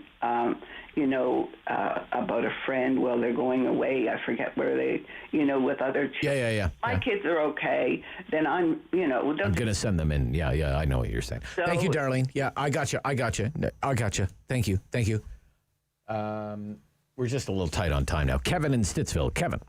Yeah, good morning. Hi, Kevin. Any change to the Christmas plans at all? Here's the thing. I don't know, in a way, because I'm a little bit disappointed with all the medical and all the news and everything. Okay. They don't really tell you how serious this is. I've heard everything from, it's the raging pandemic, it's going to be the worst one ever, to, it's like getting a mild cold or a bit of a flu. Like what is it? Can they not compare the statistics of this one to? Well, it's obviously, I would say at this point, it's contagious. That's for sure. If you look at this, 2,421 on the case count. Cases are not the only metric, but that's for Ontario. The number of cases is up 66% in a week, up 130% in 2 weeks. Oh, I know, and that's alarming. Right. But I'm sorry, just to kind of get at what you're getting at, because I'm struggling to understand the same thing. I looked up this morning. Now, it was early this morning, like 4:30 this morning. I get up early. On Ottawa Public Health's website, every day they update, these are the number of people in hospital. These are the number of people who are in ICU. Okay? This morning it was... That, by the way? This morning it was 7 people in the hospital and nobody in ICU. Yeah, exactly. Right. So, why are we getting so it's almost as if this is the worst one ever, and yet it seems like, if I got a cold tomorrow, oh well, that's too bad. 4 days of sneezing, and so if it's not that serious, they should at least let you know. Now, let me ask you something. What was that website or whatever it is you said you checked that up on? Ottawa Public Health. Oh, okay. Yeah, it's called the Ottawa Public Health COVID Dashboard. You type that into Google, COVID Dashboard, Ottawa Public Health, it'll pop right up. Okay. COVID Dashboard. To me, like I say, if I had an 80% chance of getting a cold, I still might go and meet Paul McCartney or something like that. Like, I would take the chance. Getting a cold is not a big deal. Yeah. But I wish they would be more specific on how serious the consequences of getting this are. And like you say, okay, so not very many people are in the hospital, and yet it's going crazy. I mean, I guess time will tell, but it would be nice if they had more information in that respect, kind of, so we could judge. And with this variant, it's been 3 weeks, like 3 weeks tomorrow since we first heard of it, right? Yeah, that's true. Yeah. Okay, I got to run, Kev. Yep, thank you. I think we should maybe one or two more. Lisa in Canada. Lisa, remember, tomorrow's the Friday free-for-all, so you can call in and talk about whatever you want. Lisa in Canada. Go ahead, Hello. Lisa. Hi, Lisa. Hi. No, I'm not changing my plans. Okay. But I didn't make huge plans anyway. It's not like I was booking a party with 20 of my friends coming over. It's just like my mother, my brother and his wife are coming after Christmas. Okay. So it's not going to be huge anyway. Right. But yeah, no, as to your last caller, I think I totally agree with him about the cases we're not seeing 2,000 people in the hospital. They got the positives, but it's not deadly like the first ones we saw where everybody was in ICU and everything was overwhelmed, and I don't get it. And I'm also more concerned about them closing the schools down again, because I have a 14-year-old and it's like she's in solitary confinement. I mean, they aren't treated that way in a prison. You know what I mean? She has to spend her whole day in her room doing school in a dark room, and then it's just that is more concerning to me than my travel plans for Christmas. All right. Thank you, Lisa. Alrighty. Thank you. Yep. Okay. Thanks a lot. Bye-bye. Bye-bye. And last call, Nestor in Ottawa. Nestor. Hey, what's up, Rob? I'm just asking people about if the Omicron has changed their holiday plans, Christmas plans at all. So I was supposed to meet my girlfriend's parents in the UK. Oh, okay. Non-changeable, non-refundable flight, but it's not worth getting stuck at her parents' house. Okay. Just being honest. Okay. All right, Nestor. Thank you. I'm sorry to hear that. Well, he's being honest. You know what? I have walked a mile in that man's shoes. Been there, buddy. Okay. 11 o'clock news coming up. And then what are we doing after the 11 o'clock news? Mark Fisher. Oh, Mark Fisher. Yes. On schools. If you're curious about what's going on with schools. Mark Fisher is a trustee with the school board, Ottawa Carleton District School Board. That's coming right up. City News.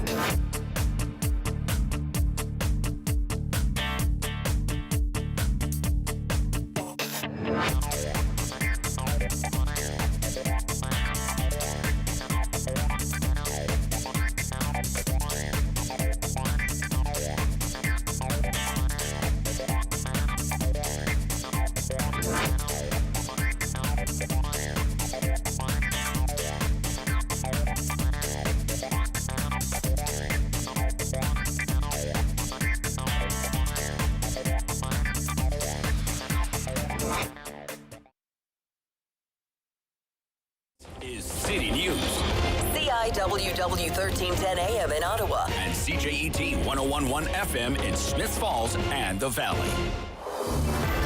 Number 1 for local news in Ottawa and the Valley. This is City News, now on 1011 FM and 1310 AM.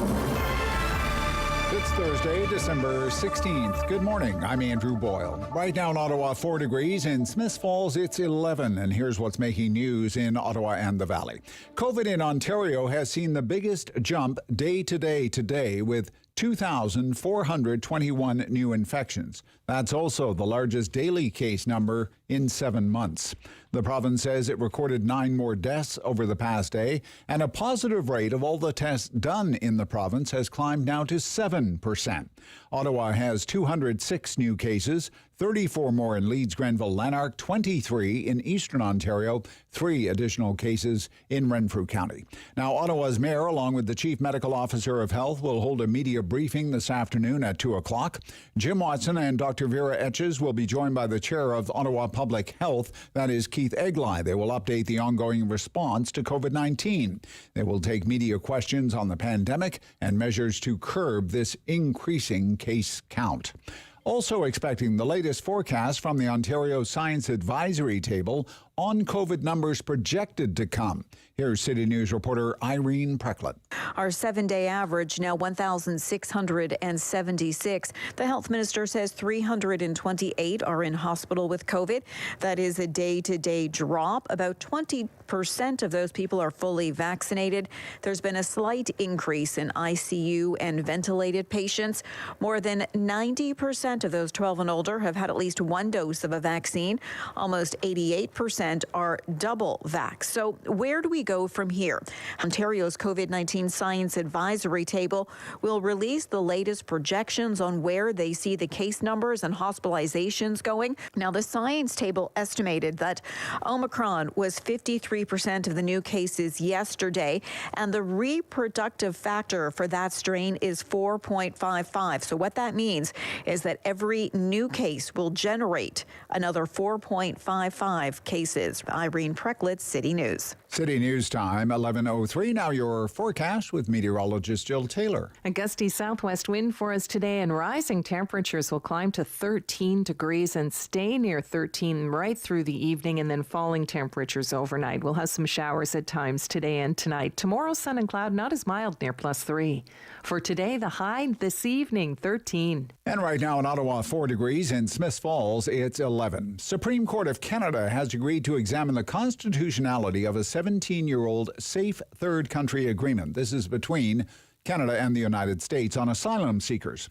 Under the terms of that pact, Canada can turn away a potential refugee at the border on the basis that they must pursue their claim in the United States. Canadian refugee advocates argue some refugees have been imprisoned in the United States. That is not always a safe country for people fleeing persecution. The federal government's plan to buy new ships for the Canadian Navy and Coast Guard being rocked by more skyrocketing costs. The latest projection for 2 new polar icebreakers for the Canadian Coast Guard, $7.25 billion. It represents a dramatic increase. The initial estimate back in 2013 was the project would cost $1.3 billion. Part of the cost explosion, according to the parliamentary budget officer, can obviously be tied to a decision to build 2 of the heavy icebreakers instead of 1. The report indicates the government plan to have the ships built at different shipyards is also a factor, one of them in Vancouver, one of them in Quebec. I'm Andrew Boyle for News Anytime. Follow up online at ottawa.citynews.ca. He's the opinionated Ottawa icon. The Rob Snow Show returns on Rogers TV and City News. 1011 FM and 1310 AM. There's a lot of anxiety about what's ahead for students in the new year with the school year. And Mark Fisher is a trustee with the Ottawa Carleton District School Board. Good morning. Good morning.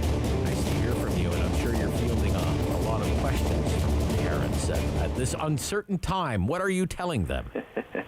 I think it's fair, Rob. We've obviously heard, concerns from parents at different times of the pandemic, and as we've seen, new Omicron variant sort of increase and spread around the world, those concerns have certainly increased again. And, I think generally parents want to know, what's going to happen in the new year. And, as school boards, as trustees, frankly, we just don't know. Like, we've certainly received indications from the province and the chief medical officer that they want to prioritize schools and keep schools open. And, we're certainly working on that basis, but you also have to be prepared, which is why we sent out a note to our schools and our students advising them to bring their materials home just in case something does change over the holiday break and we need to shift to online learning. So it's really, just trying to be prepared. And I know going into the holiday period, that's not sort of direction that parents want to hear. I know that they're frustrated with the pandemic. They're frustrated with having to go virtual and online, previously, but we're still working through the pandemic and we just have to be prepared for those kind of things. Okay, so these memos, bring all your stuff home. What should parents and students read into that?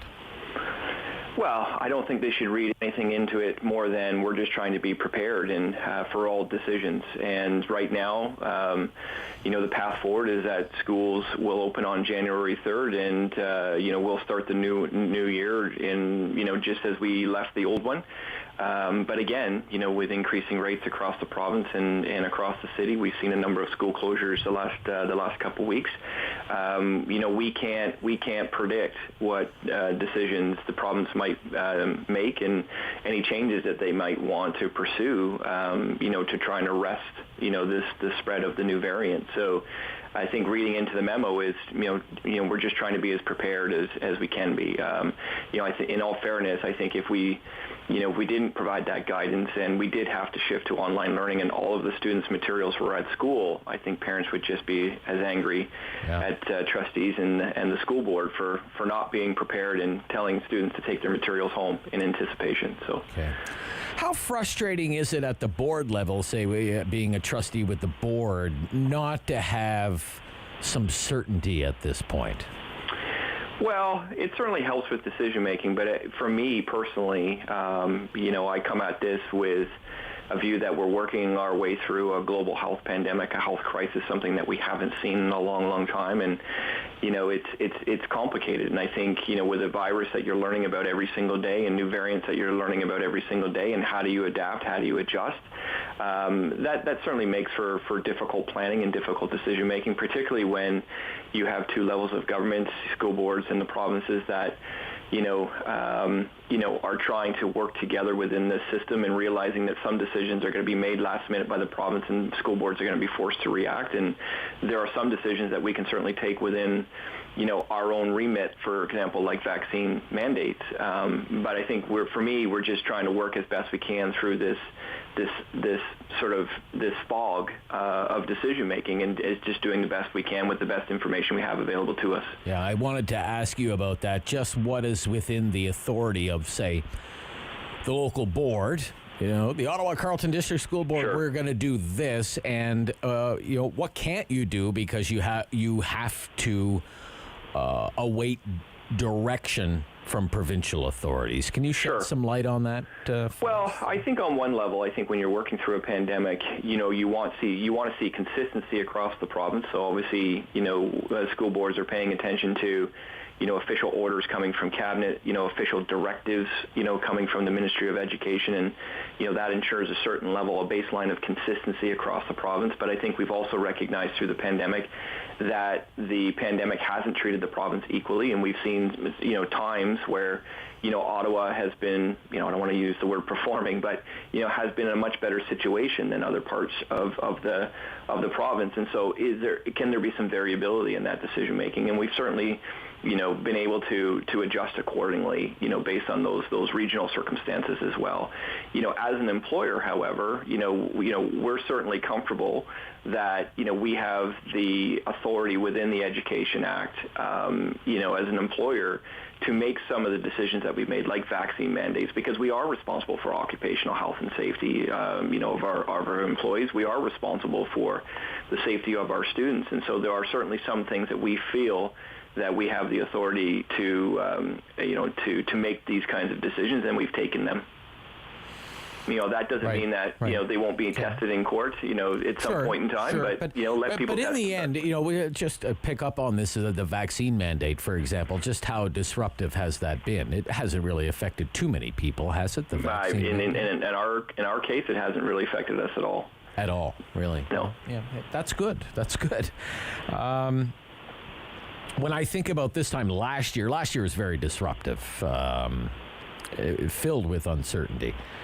The year before, not much better. How would you describe how the school year has gone so far? My kids are always my measure of how we perform. I have a son that just started grade 10 this year, and I can tell you for him, the difference between grade 9 and grade 10 was, it was a 180. It was a completely different experience, and that experience is going to get even better in the new year as we go back to sort of a full normal, calendar schedule for high school in terms of that timetable. For my two girls who are at elementary school, again, I think the teachers have done a remarkable job. Our frontline staff have done a remarkable job to really create a safe space. And I think people this year kind of just went into the school year knowing that this is what the expectation was going to be. And so, there wasn't that, it's always difficult, right? You're in a pandemic, but I don't think that the anxiety was there. It just became routine. And so, what I can tell you is that my two girls, are very happy. They're happy to be there with their friends. They're learning. And so that's a good thing. And I think that's just a reflection of that we've learned through the pandemic. And some of these things have become a bit more routine in our day-to-day. And my kids have certainly accepted all of it, right? Vaccines, masking, social distancing, washing your hands. Yeah. They don't complain about it at all, right? Okay. It's just become a routine for them. Right. So how do you account for that? What do you think the difference has been, say, this school year as opposed to previous years? Well, it's just a normalization of a very tough issue, I think. I think at the outset, it was, sheer panic and people just didn't understand what was before us, and sort of we had to adjust. And then we got into the second year again. We're certainly dealing with new variants, but we had a full year of safety measures under our belt that people understood. So it was really about the new variant and vaccines. And so we started getting vaccines in arms in the second year, and again, we started to see, the situation calm down a bit, and I think people felt a bit easy going into the summer, into the fall. And again, going into this school year, it just became that much more routine with those safety protocols. The fact that the vaccines were there, the vaccines were coming for younger kids, and then Omicron, as we know, a month or so ago, showed itself, and so now we're having to sort of deal with this new variant. But I think underneath that, though, there is a bit of calm, and there is a bit of understanding, there is a bit of routine that that is there, and I think it's helping us think through how do we best manage this new variant without necessarily sort of hyperventilating or getting too anxious about it. It's still very real, but I just think we're dealing with it in a much more mature way than perhaps we were dealing with the pandemic at the beginning. And if you could snap your fingers and say improve one thing for the school experience, can you think of something? Oh, great question. Well, I would say rapid testing. I've been saying for the last year plus that we need to be using rapid testing as part of that normalization of how we work through the pandemic. There are some major economies around the world, UK being one of them, where rapid testing has been used for the last 12 months plus as a surveillance tool. My aunt, who's a teacher in England, takes a test, probably 3 times a week. So do her students. We're just not using rapid testing enough on a regular basis as a surveillance tool. When I travel now, I have to go into meetings where I'm fully vaccinated. I have to have a rapid test before I show up to the meeting. I think Ontario, we have access to this rapid testing, and we're certainly starting to see that roll out. But I think that that's something that we could have been doing earlier, and I hope we'll be using a lot more of, going into the new year. I think it's just an important surveillance tool that allows us to catch some of these cases before they even get into the school environment. Excellent. Look, it's great to hear from you. I'm glad to know that you and your family are doing well. Thank you so much for the time this morning. Thanks, Rob. Appreciate it.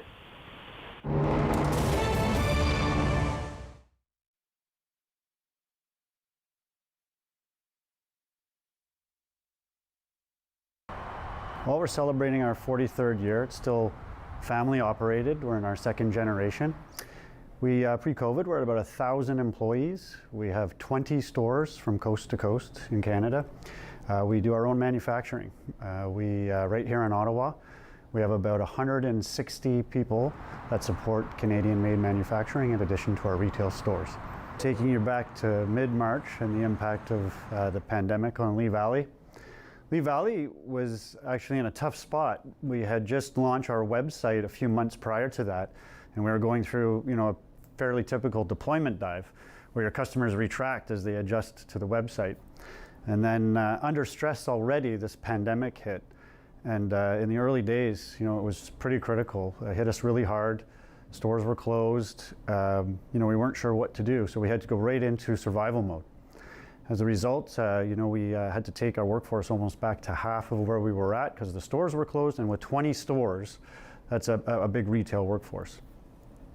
But what we were able to do pretty quickly, with a little luck, being essential, selling tools and hardware, we were able to adjust our business model, with respect to the stores and our fulfillment operation.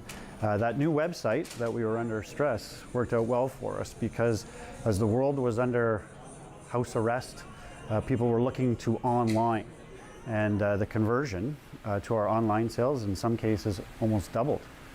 And we saw tremendous interest in things to do at home. Where we were lucky once again and fortunate is that our product offering.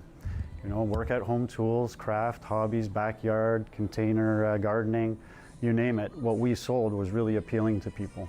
With respect to our stores, Lee Valley, a rare unknown fact was that we were one of the pioneers of curbside pickup. We've been doing it for 25 years.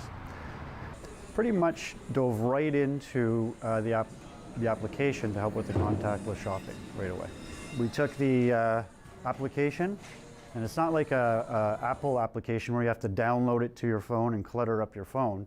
This is literally resides right on our website. So you walk into our store with your phone, you pull up our website, and there's a little scan icon. You just tap that, select your store, off you go. You go through the showroom, you scan product, you can read more about it, you can check the on hand, you can add it to your cart, continue to shop, and when you're ready, you just submit it to the counter. We'll go pick it for you. We'll call out your name, we'll check you out, send you on your way. You haven't touched anything. It's completely safe, and it's using a device you're comfortable with and a website that you're familiar with. Amazingly, 9 out of 10 people that used it loved it and want to use it again. Rob Snow Show returns on Rogers TV and City News. 101.1 FM and 1310 AM. Don't hear a lot about the need for PPE anymore, personal protective equipment shortages, like we did early on in the pandemic. Why is that? Is it because we have enough now? I would like to, where is it made? Is it made here? Or are we still beholden to international supply chains, for example? Whatever happened to all of those Canadian companies that answered the government's call to make PPE right here in Canada?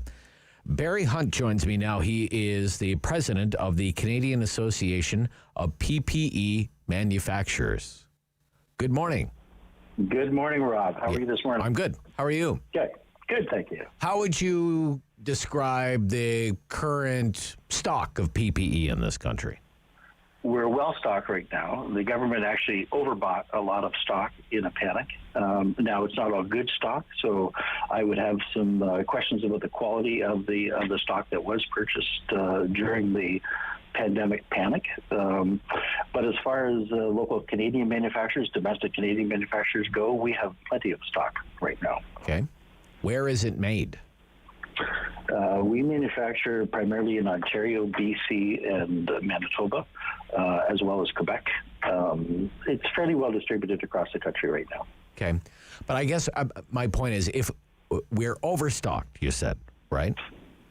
We're overstocked right now, yes. Yeah. So, but is the reason that we're overstocked and the government bought too much, is it because it bought too much from Canadian producers of PPE, or is it because it bought too much imported PPE? Too much imported PPE. So they overshot the mark. And a lot of the imported products that were purchased were counterfeit, were defective, essentially are illegal, do not meet the current standards or regulations, but they were purchased in a panic. And yes, we are overstocked in that type of product. The vulnerability that was exposed early on in the pandemic, like, oh my goodness, we don't make gloves or gowns or masks or face shields or any of this stuff here. Has that largely been addressed now, or are we still facing that vulnerability? We are facing that vulnerability because of the change in the virus. So as each variant comes out and becomes more transmissible, we have a greater demand for better PPE. So the way we've been buying PPE for healthcare, for example, we're well positioned. But if we are ever going to offer better PPE to the public and to other sectors, we're in trouble again. So this is essentially March 2020 all over again with Omicron hitting. So we are still vulnerable. We're very vulnerable right now. One of the problems we had, of course, is we stood up a brand new industry overnight. Yeah. We have 30 companies in our group, Canadian Association of PPE Manufacturers, 20 of whom manufacture masks and respirators. And they are largely idle compared to the capacity that they have. However... Idle? Idle. Yes. So you may know, Rob, or may not. The pandemic panic that was on in March 2020 led to a couple of large government contracts, one to 3M and one to Medicom. So a 5-year contract to 3M and a 10-year contract to Medicom for respirators and masks. And that pretty well took away the entire market from the new Canadian manufacturers that were also asked to stand up. Medicom being the Quebec company, but if I recall, most of its manufacturing was overseas, and in order to secure that contract, it promised to build a facility here, right? That's absolutely correct. Yeah. Yes. And I think the 3M facility, isn't that going in Brockville? Is it Brockville? In Brockville, Ontario, to an existing filter plant that they had. They were going to bring equipment in to manufacture N95 respirators there. Right. So would you consider that's domestic manufacturing of PPE then, right? Well, it doesn't meet our definition for domestic manufacturing. So Canadian Association of PPE Manufacturers, we have to be Canadian owned and operated, manufactured in Canada, and using Canadian content, so Canadian materials. And so under those definitions, those entities wouldn't qualify. Okay. All right. But you say those two scooped up most of the business. Is that right? For respirators, yes, absolutely. For respirators. So by respirators, you mean like the N95 masks? Is it like the medical grade masks? Yes. Yeah, N95 masks. And so that was for government procurement, so contract 1 and contract 2 for the federal government. We're looking for contract number 3, which would be to support the Canadian industry for masks and respirators. Okay. The other large market for masks and respirators would be the healthcare market, which is dominated by 3 buying groups that cover 100% of the country. And they have long-term contracts, many of which were signed during the pandemic panic early on, that extend out to 2028, where that business essentially is given to the same groups that were there, multinationals that were there before. So that would include 3M and Medicom, as well as a U.S.-based Cardinal Healthcare, which is primarily Chinese masks that are supplied there, and a couple of others. So the multinationals that were there pre-pandemic got virtually 100% of the business during the pandemic for the ongoing future. Okay. What is the risk of that? What's the risk that presents for Canadians? Well, it's the same conditions that caused our shortage in the first place exist today. So you still have the situation where you have multinationals. You still have the situation where you're relying on foreign materials, and in a lot of cases, foreign manufacture of product to come into the country. Right. So if we ever need to ramp up in a hurry, which we're in a position right now with Omicron that we may very well have to do that, we are going to be challenged once again. Right. And now, I mean, what's been one of the big stories for the last few months has been supply chain, problems with supply chain. That seems to be an added vulnerability now. If you want to bring in a container from China today, you'll be waiting a long time to get that material in. So if you want to get something in a hurry in the pandemic, if there's another panic, good luck. Right. But we have every capacity. Your member companies, you can make masks, medical grade masks, right? Yes. Gowns, gloves. Mask, gowns, gloves, face shield, hand sanitizer, face shield, swabs, virtually everything that is required for an airborne pandemic. But a lot of your companies, your member companies, you say they're idle right now. They're idle. They are, and so they've been challenged for a year and a half without orders. So you can't take a $1 or $2 billion market and give away $1 or $2 billion in that market. At the same time, you ask new Canadian manufacturers to stand up. And if you give away $2 billion out of a $2 billion market, it leaves zero left. So companies right now, about 100 companies initially got into the PPE business in one way or another. Yeah. And I would say about 70% of those companies got out of the business again or have gotten out by now. The CAPA member of companies are companies who all signed on for a minimum 5-year commitment to this industry. So they are the ones who are committed to the long term. And so that's why there are 20 of them that are manufacturing masks and respirators that are looking for government orders, looking for a way into the hospital market where they've been locked out of, that are looking for business right now. Okay. Look, Mr. Hunt, thank you so much for making us aware of this current situation. We'll be following it with great interest, sir. Okay. Yeah, well, thank you again. Yeah, Canadian Association of PPE Manufacturers, also known as CAPM. That is Barry Hunt calling in today from Cambridge, Ontario. The news is next on City News.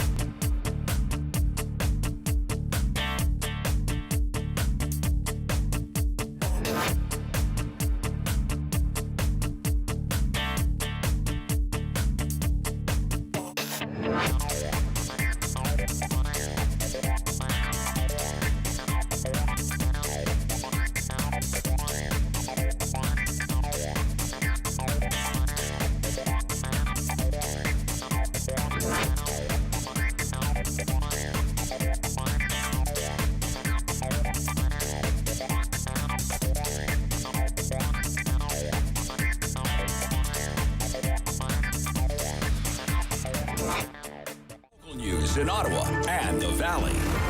This is City News, now on 101.1 FM and 1310 AM. This is Thursday, the 16th of December. Good morning. I'm Jason White. Right now in Ottawa, it is mostly sunny, 11 degrees, 16 in Smiths Falls. Here's what's making news this hour. Breaking news from Ontario's panel of COVID-19 expert advisors, which says the province needs a circuit breaker with public health measures that cut our contacts by 50% in order to blunt the worst of Omicron's effects. But the co-chair of the province's science table says they are not talking about another lockdown nor a stay-at-home order. But he does say an accelerated booster shot campaign does not go far enough to deal with the much more contagious variant. He says this will likely be the hardest wave of the pandemic. Ontario Science Table says without any further measures, hospitalizations and ICU admissions will rise dramatically in the next couple weeks, and says there could be 10,000 new cases per day in Ontario by next week. Today, more than 2,400 new cases of COVID-19 in the province of Ontario, Ontario's highest daily case count since May 2021. Updated numbers from local health units will come this afternoon. Calls for more COVID-19 tests in schools. The major teachers' unions have put out a joint statement calling for rapid tests in schools for staff. And on the Rob Snow Show this morning, Ottawa Carleton District School Board trustee Mark Fisher says if he could have one additional thing for school COVID control, it would be rapid tests. City News Time, 11:32. I'm Jason White. For news anytime, follow up online at ottawa.citynews.ca. The world is changing. So keep up with Rob. The Rob Snow Show returns on Rogers TV and City News, 101.1 FM and 1310 AM. Okay, so there's a lot happening right now. As you just heard in our newscast with Jason, the panel of COVID-19 experts here in Ontario says the province needs a circuit breaker with public health measures that cut contacts by 50% to blunt the worst of the impact of the Omicron variant. Steiny Brown is co-chair of the science table, and he's doing a briefing right now with the media. This is happening right now. Presumably preventable moment where the burden is now once again expected to fall on regular people. I think that's an unfair statement about some very, very hard work by people within our system over the last while. If you take a look at what they've done in terms of moving patients around the province to try to manage load, if you look at how hard doctors and nurses have worked, I don't think that the assertion that they've mismanaged and failed the people of Ontario is fair or true. Next question. From Jeff Gray at the Globe and Mail. Oh, hi, thanks. Dr. Brown, just about the circuit breaker, the start date that you modeled December 15th, which is yesterday. This weekend there's kids playing hockey in tournaments. There's people shopping. Restaurants are still at full capacity. These are all things that should be stopping, aren't they, if I look at these graphs? As we talk about almost every time when we do these briefings, if you want to control the growth in cases and you want to control the impact on the health system, you have to reduce capacity, and it would need to start now. Because of the speed with which it spreads, the cases that we see today, the cases that we see tomorrow, the cases we see on Sunday, will be the hospitalizations in 2 or 3 weeks from now. And so every day that you wait, you've got bigger spread and you've got a greater challenge in front of you. Now, I've talked a lot about the uncertainty and the urgency. It's a very, very challenging place to model right now. I've tried to talk about why we think it is as serious. But these are, I recognize that these are very, very hard decisions. And I don't think that we need to necessarily stop things full out. I do think it's important to kind of maintain activity in a number of very hard-hit business sectors, maintain kids at school. Next question. Okay, all right. Let's get some immediate reaction to this. That is Steiny Brown, Adelstein Brown. He's co-chair of the province's science table. Dr. Steiny Brown says an accelerated booster campaign won't go far enough to contend with this contagious variant, and that the province needs a circuit breaker with public health measures that cut contacts by 50%. Dr. Paul Remiliotis is the Chief Medical Officer of Health for the Eastern Ontario Health Unit. Good morning. Good morning, Rob. Do you agree that the province needs a circuit breaker?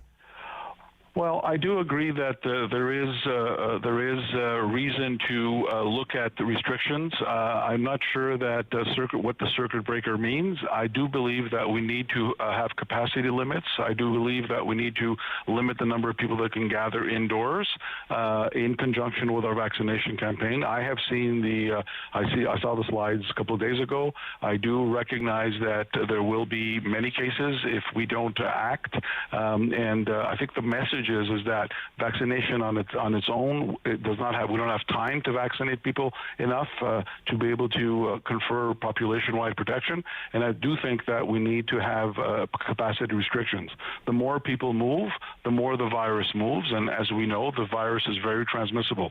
So yes, I do agree. I'm not sure what they mean by circuit breaker, but I certainly look at capacity limits at least 50% and looking at other ways of enhancing, well, in the past, Doctor, circuit breakers meant lockdown. Circuit breakers meant lockdown in the past. That's what they mean. I don't know that there is appetite in this with people to have a lockdown. On the other hand, we need to balance and look at what we're going to be facing in the next couple of weeks. Certainly, I think that again, the projections are worst case scenario if you don't do things, best case scenario if you do things. There's no question that we need to be able to decrease the capacity and the amount of people that get together. There's no question about it. Whether we lock everything down, again, that is a decision that's hard to make. I would rather see again, capacity limits, limiting travel, limiting a number of people that can get together to less than 10, and so on. And this is something that we've been calling for the last couple of days. I do understand they decreased the capacity limits at large venues, but that doesn't go far enough.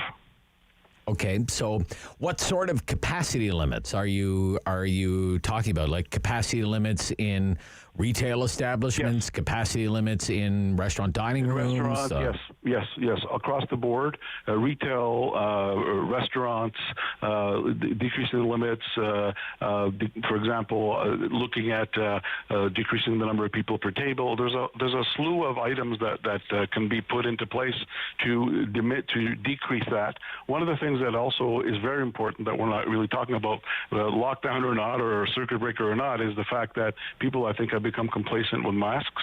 I think people need to adhere to masking, particularly when in public, particularly when they're in situations they're not familiar with. And so, yes, we do need to cut it by 50%. The reason is that that's the number at which we know that mobility decreases, contacts decrease, and then you get the concurrent decrease in case spread.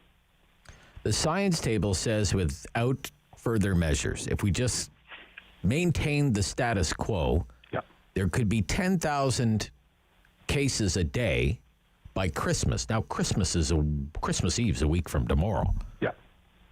I mean, we had 2,400 cases today. So you're talking, we are in exponential growth. We are in exponential growth, no question about it. Rob, over the weekend, we had 10% of cases that were Omicron, and today we're looking at almost like 85-100% of the cases by the end of the weekend. So yes, it has grown exponentially, and this is why we need to take those measures. But there, I guess, Dr. Paul, there seems to be a disconnect here, and I've heard it maybe because of a lag. So we've seen dramatic growth in the number of daily cases, but it's not translating into illness that requires hospitalization at this point. According to Ottawa Public Health COVID-19 dashboard, I'd like to know the situation in your public health unit. There are 7 people in the hospital and nobody in ICU. So there seems to be a disconnect. It makes me wonder, case counts, why are we even paying attention to these? Shouldn't we be paying attention to hospitalizations? Rob, I fully agree with you. However, there is a bit of a lag. We know that when a case happens today, we don't see the impact on the healthcare system until probably 10 to 14 days later. On the other hand, we have not seen a connection with the rising cases at this point in our area with hospitalizations. I think right now we have 2 hospitalizations right in my area. area. And so, 2. We had 4 the other day. So, the numbers have not gone up. They've gone up steadily across the province, but not to the point where it's overloading the system. The ICU admissions have remained stable. This is where my position is. I'm saying, okay, we need to see what's going on over the next couple of weeks, better understand what's going on with the virus. Is there a link to these increased cases 2 weeks later with increased hospitalization? But in the interim, if we were to wait 2 weeks and then look back and say, oh, we should have gone 50% capacity, and maybe it's too late. So that's why there is we need to be a bit proactive right now. If, we see the progression and we see that there's still that disconnect between hospitalizations, ICU admissions, and cases, then we can sort of, pull back on those restrictions. So I think it's a precautionary approach, which I don't disagree with. And I do agree with you, however, that yes, we're not seeing that rapid rise in ICU and hospitalizations at this point, but the whole point is to try to prevent them. And if we get to that stage and start doing it, then it'll be too late. So and it is a hard decision. I do agree. Okay. How would you describe the benefits of rapid testing? The government plans to distribute millions of rapid tests at LCBO outlets. What are your thoughts on that, please? Well, I think that people should understand what the rapid testing does. Rapid testing tells you that not fully reliable, that you are or you're not positive. And so we know that the positivity rate is probably 80% of the accuracy. And we also know that if you do it several days in a row, it becomes much more accurate. So if it's done properly, it can actually give you an idea of where you are. However, if it's negative today and you assume that you're fine and you go out to a party without a mask, then you're not doing the right thing, because you could be negative today and positive negative today, but infectious today and positive tomorrow. So I want people to understand how to use them. It shouldn't be, oh, you know what, I'm gonna do the test. It's negative right now. Even if I'm symptomatic, I'll do the test. It's negative. I'm gonna go to a party, or I'm gonna go visit people and not wear masks if I'm not symptomatic. So I think it's important for people to understand that this is another tool, part of the multiple layers of protection, but it needs to be used appropriately, and people need to understand it. It's not going to prevent cases. It's going to detect them, hopefully, to be able to have you stay at home, but used properly. What is your advice for families getting together, maybe traveling? There would be people who travel from Ottawa to Cornwall, Cornwall to Ottawa, Oxford, this sort of thing for Christmas. What is your advice for families getting together this time of year? Two things. Keep it low, keep the numbers low, and make a risk assessment. In other words, what is the situation? Are you all vaccinated? You're not vaccinated? Are you double vaccinated? Are you triple vaccinated? Do you have vulnerable populations? Do you have vulnerable grandmothers or grandparents and so on, vulnerable people? Take all those things into account, and if you still need to get together, then you need to not take anything for granted, wear masks, physical distance, and keep it low. If you want to travel, I would prefer doing it in the car, not in an airplane, not in a bus, not in a train, because you don't know the passengers around you, what their status is.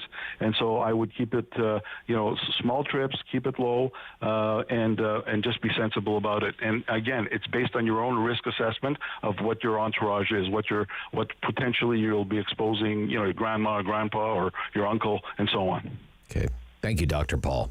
No problem. All the best, sir. Yep. Dr. Paul Remiliotis, Chief Medical Officer of Health Eastern Ontario Health Unit.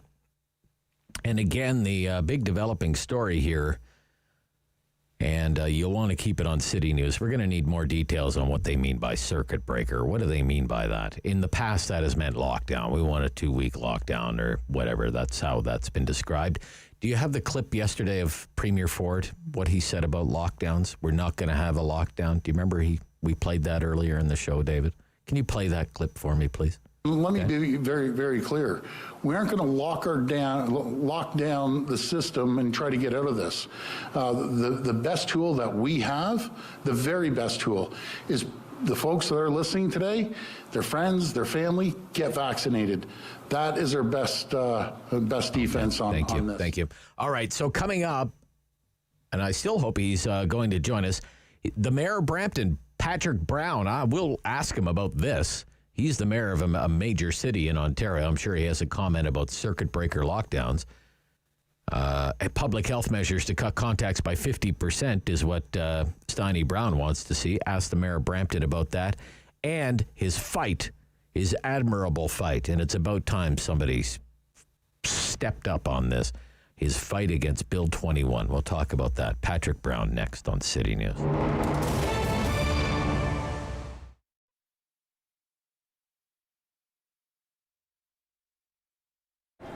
This affected us big time because when, you know how we are seasoned, we have clothes for the spring, clothes for the winter. That time, lots of clothes didn't arrive on time from Europe or from here because some factory shut down. So, and this put us in an odd position. We received not all the merchandise, part of the merchandise, and people. And for us, we have to be careful, you know, especially with the virus going on. Like, did affect the business, of course, like everybody else. We're not immune, and since the government helped, you know, this did a little bit good for us too, but still affected all the sectors, especially clothing. You know, you can see big corporation affected bad because nobody was like thought it's gonna be like this. You know, earthquake might happen. We joke about it before. Things might happen, but this was like a third war, but with a virus. So how to survive? That's the question, and we're doing our best to work with the mall, especially rent in a mall is very high. The government, they have certain, let's say, condition, like how many people will be in the mall or in the stores, etc. Yeah, it's a big factor, but of course, if my store has a back doors or just will be better, it will be much better. At least we can have curbside much easy because we have to shut down completely, you know? And this left a mark on us, on everybody too. People always ask me, go online.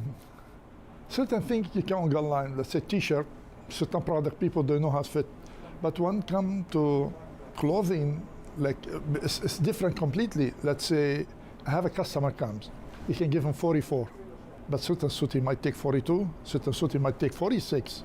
So, and how could, I mean, suit is not gonna fit the same. And I see people come back and they show me what they got online and not the same fabric.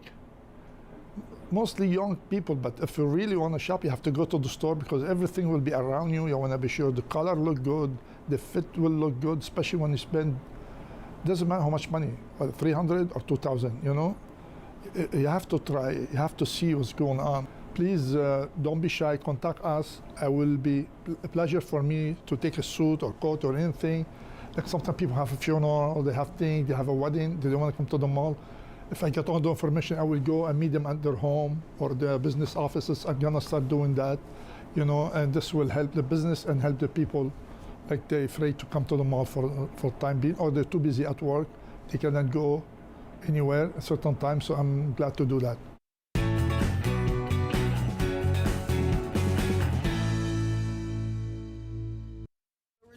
On Rogers TV and City News, 101.1 FM and 1310 AM.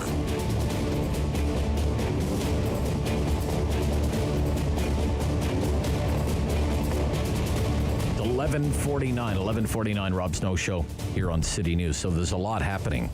We just had the update from Steiny Brown. Dr. Steiny Brown is the co-chair of the province's science table, wants a circuit breaker, quote unquote circuit breaker.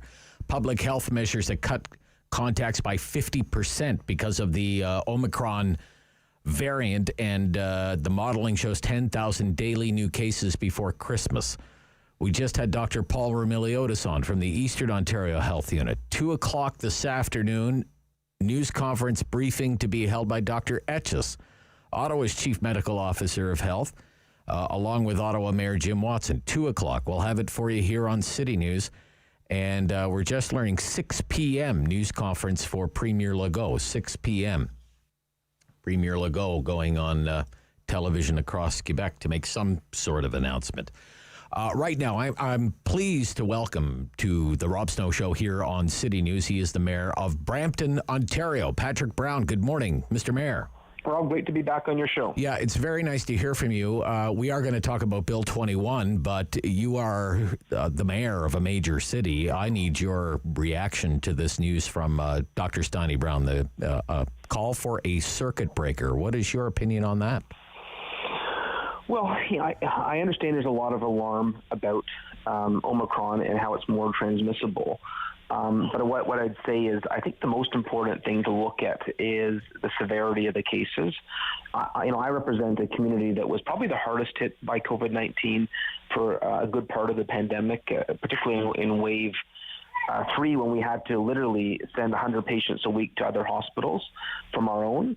And right now our hospital capacity is strong, it's stable. We're seeing a lot of Omicron in our community, but they're not severe cases. Okay. In terms of the public health measures of masking and reducing contact, if there are provisions that we can do that diminish the spread, then I'm sure that would be helpful.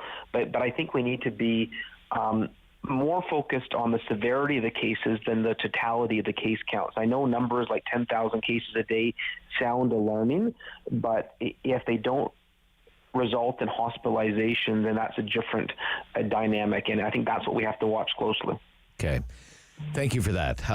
Nice to get you on the record on that. Now, let's switch our attention to Bill 21, which has now been on the books in the province of Quebec for the better part of 2 years, but now you can put a face to the discrimination of Bill 21.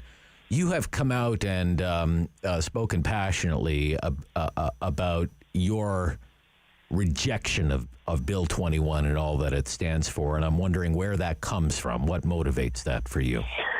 Well, I lead a community that may be Canada's most diverse community, over 70% visible minorities, and a lot of people have come to Canada as a dream because we have religious freedom. There are many corners of the world where you can't practice your faith and have equal opportunity. And the notion that one of our foundational values is being trampled on in one province is unfathomable. We have a Charter of Rights and Freedoms that should be enforced in 10 out of 10 provinces. There shouldn't be a legal permission to have second-class citizens in one province. And I had originally passed a motion in Brampton to offer support 2 years ago for this legal challenge. But at the time, the hope was that the federal government would come to the table and defend their own charter, defend Canada's foundational principles. Now that it appears the federal government, and this isn't criticism just on the Prime Minister, the opposition and the government, have really traded foundational principles for political convenience in Quebec. And now we're in a situation where we're going to have a Supreme Court case. This is going to go all the way to the Supreme Court and set a precedent in Canada.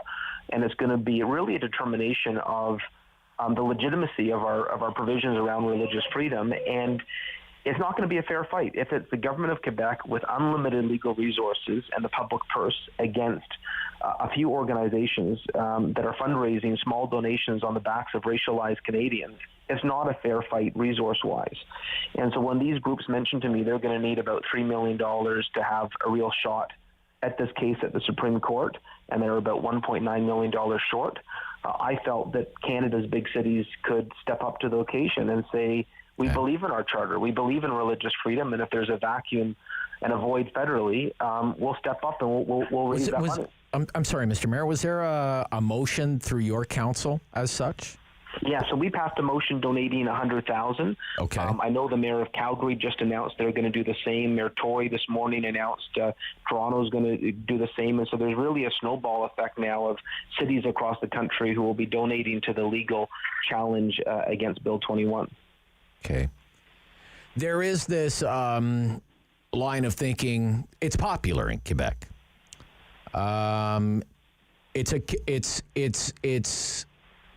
It's up to Quebec to decide what is good for Quebec. What do you think about that line of thinking, Mayor Brown? Well, I believe the Canadian Charter should apply to all Canadians. I think a Canadian is a Canadian is a Canadian, and this will affect us.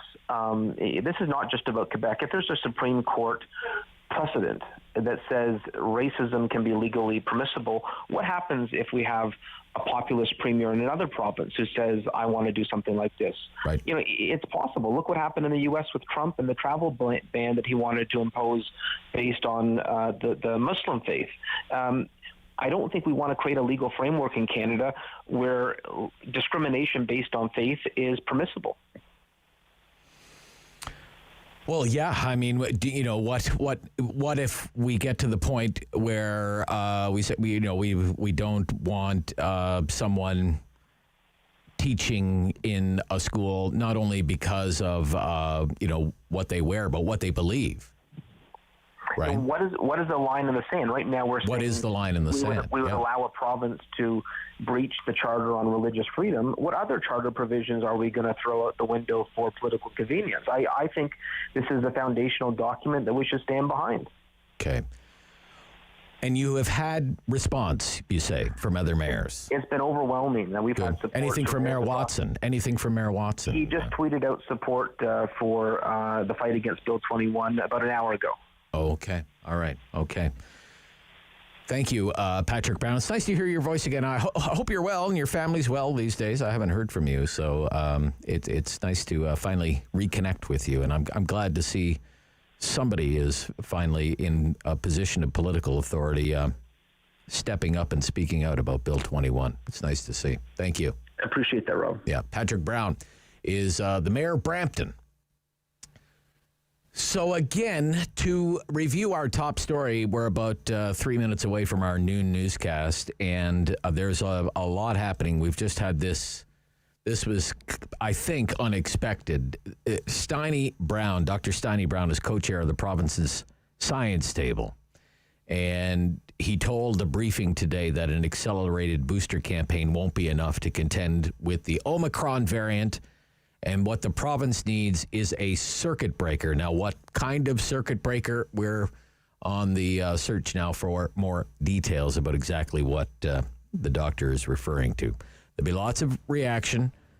Mayor Watson, Dr. Etches, briefing from them this afternoon at 2 o'clock. And for our friends on the Quebec side, Premier Legault at 6 this evening. This is the Rob Snow Show. Back tomorrow with the Friday Free-for-All on City News. The Rob Snow Show. Tune in weekdays starting at 9 on Rogers TV and City News, 101.1 FM and 1310 AM. Number. This program is brought to you by Ignite TV.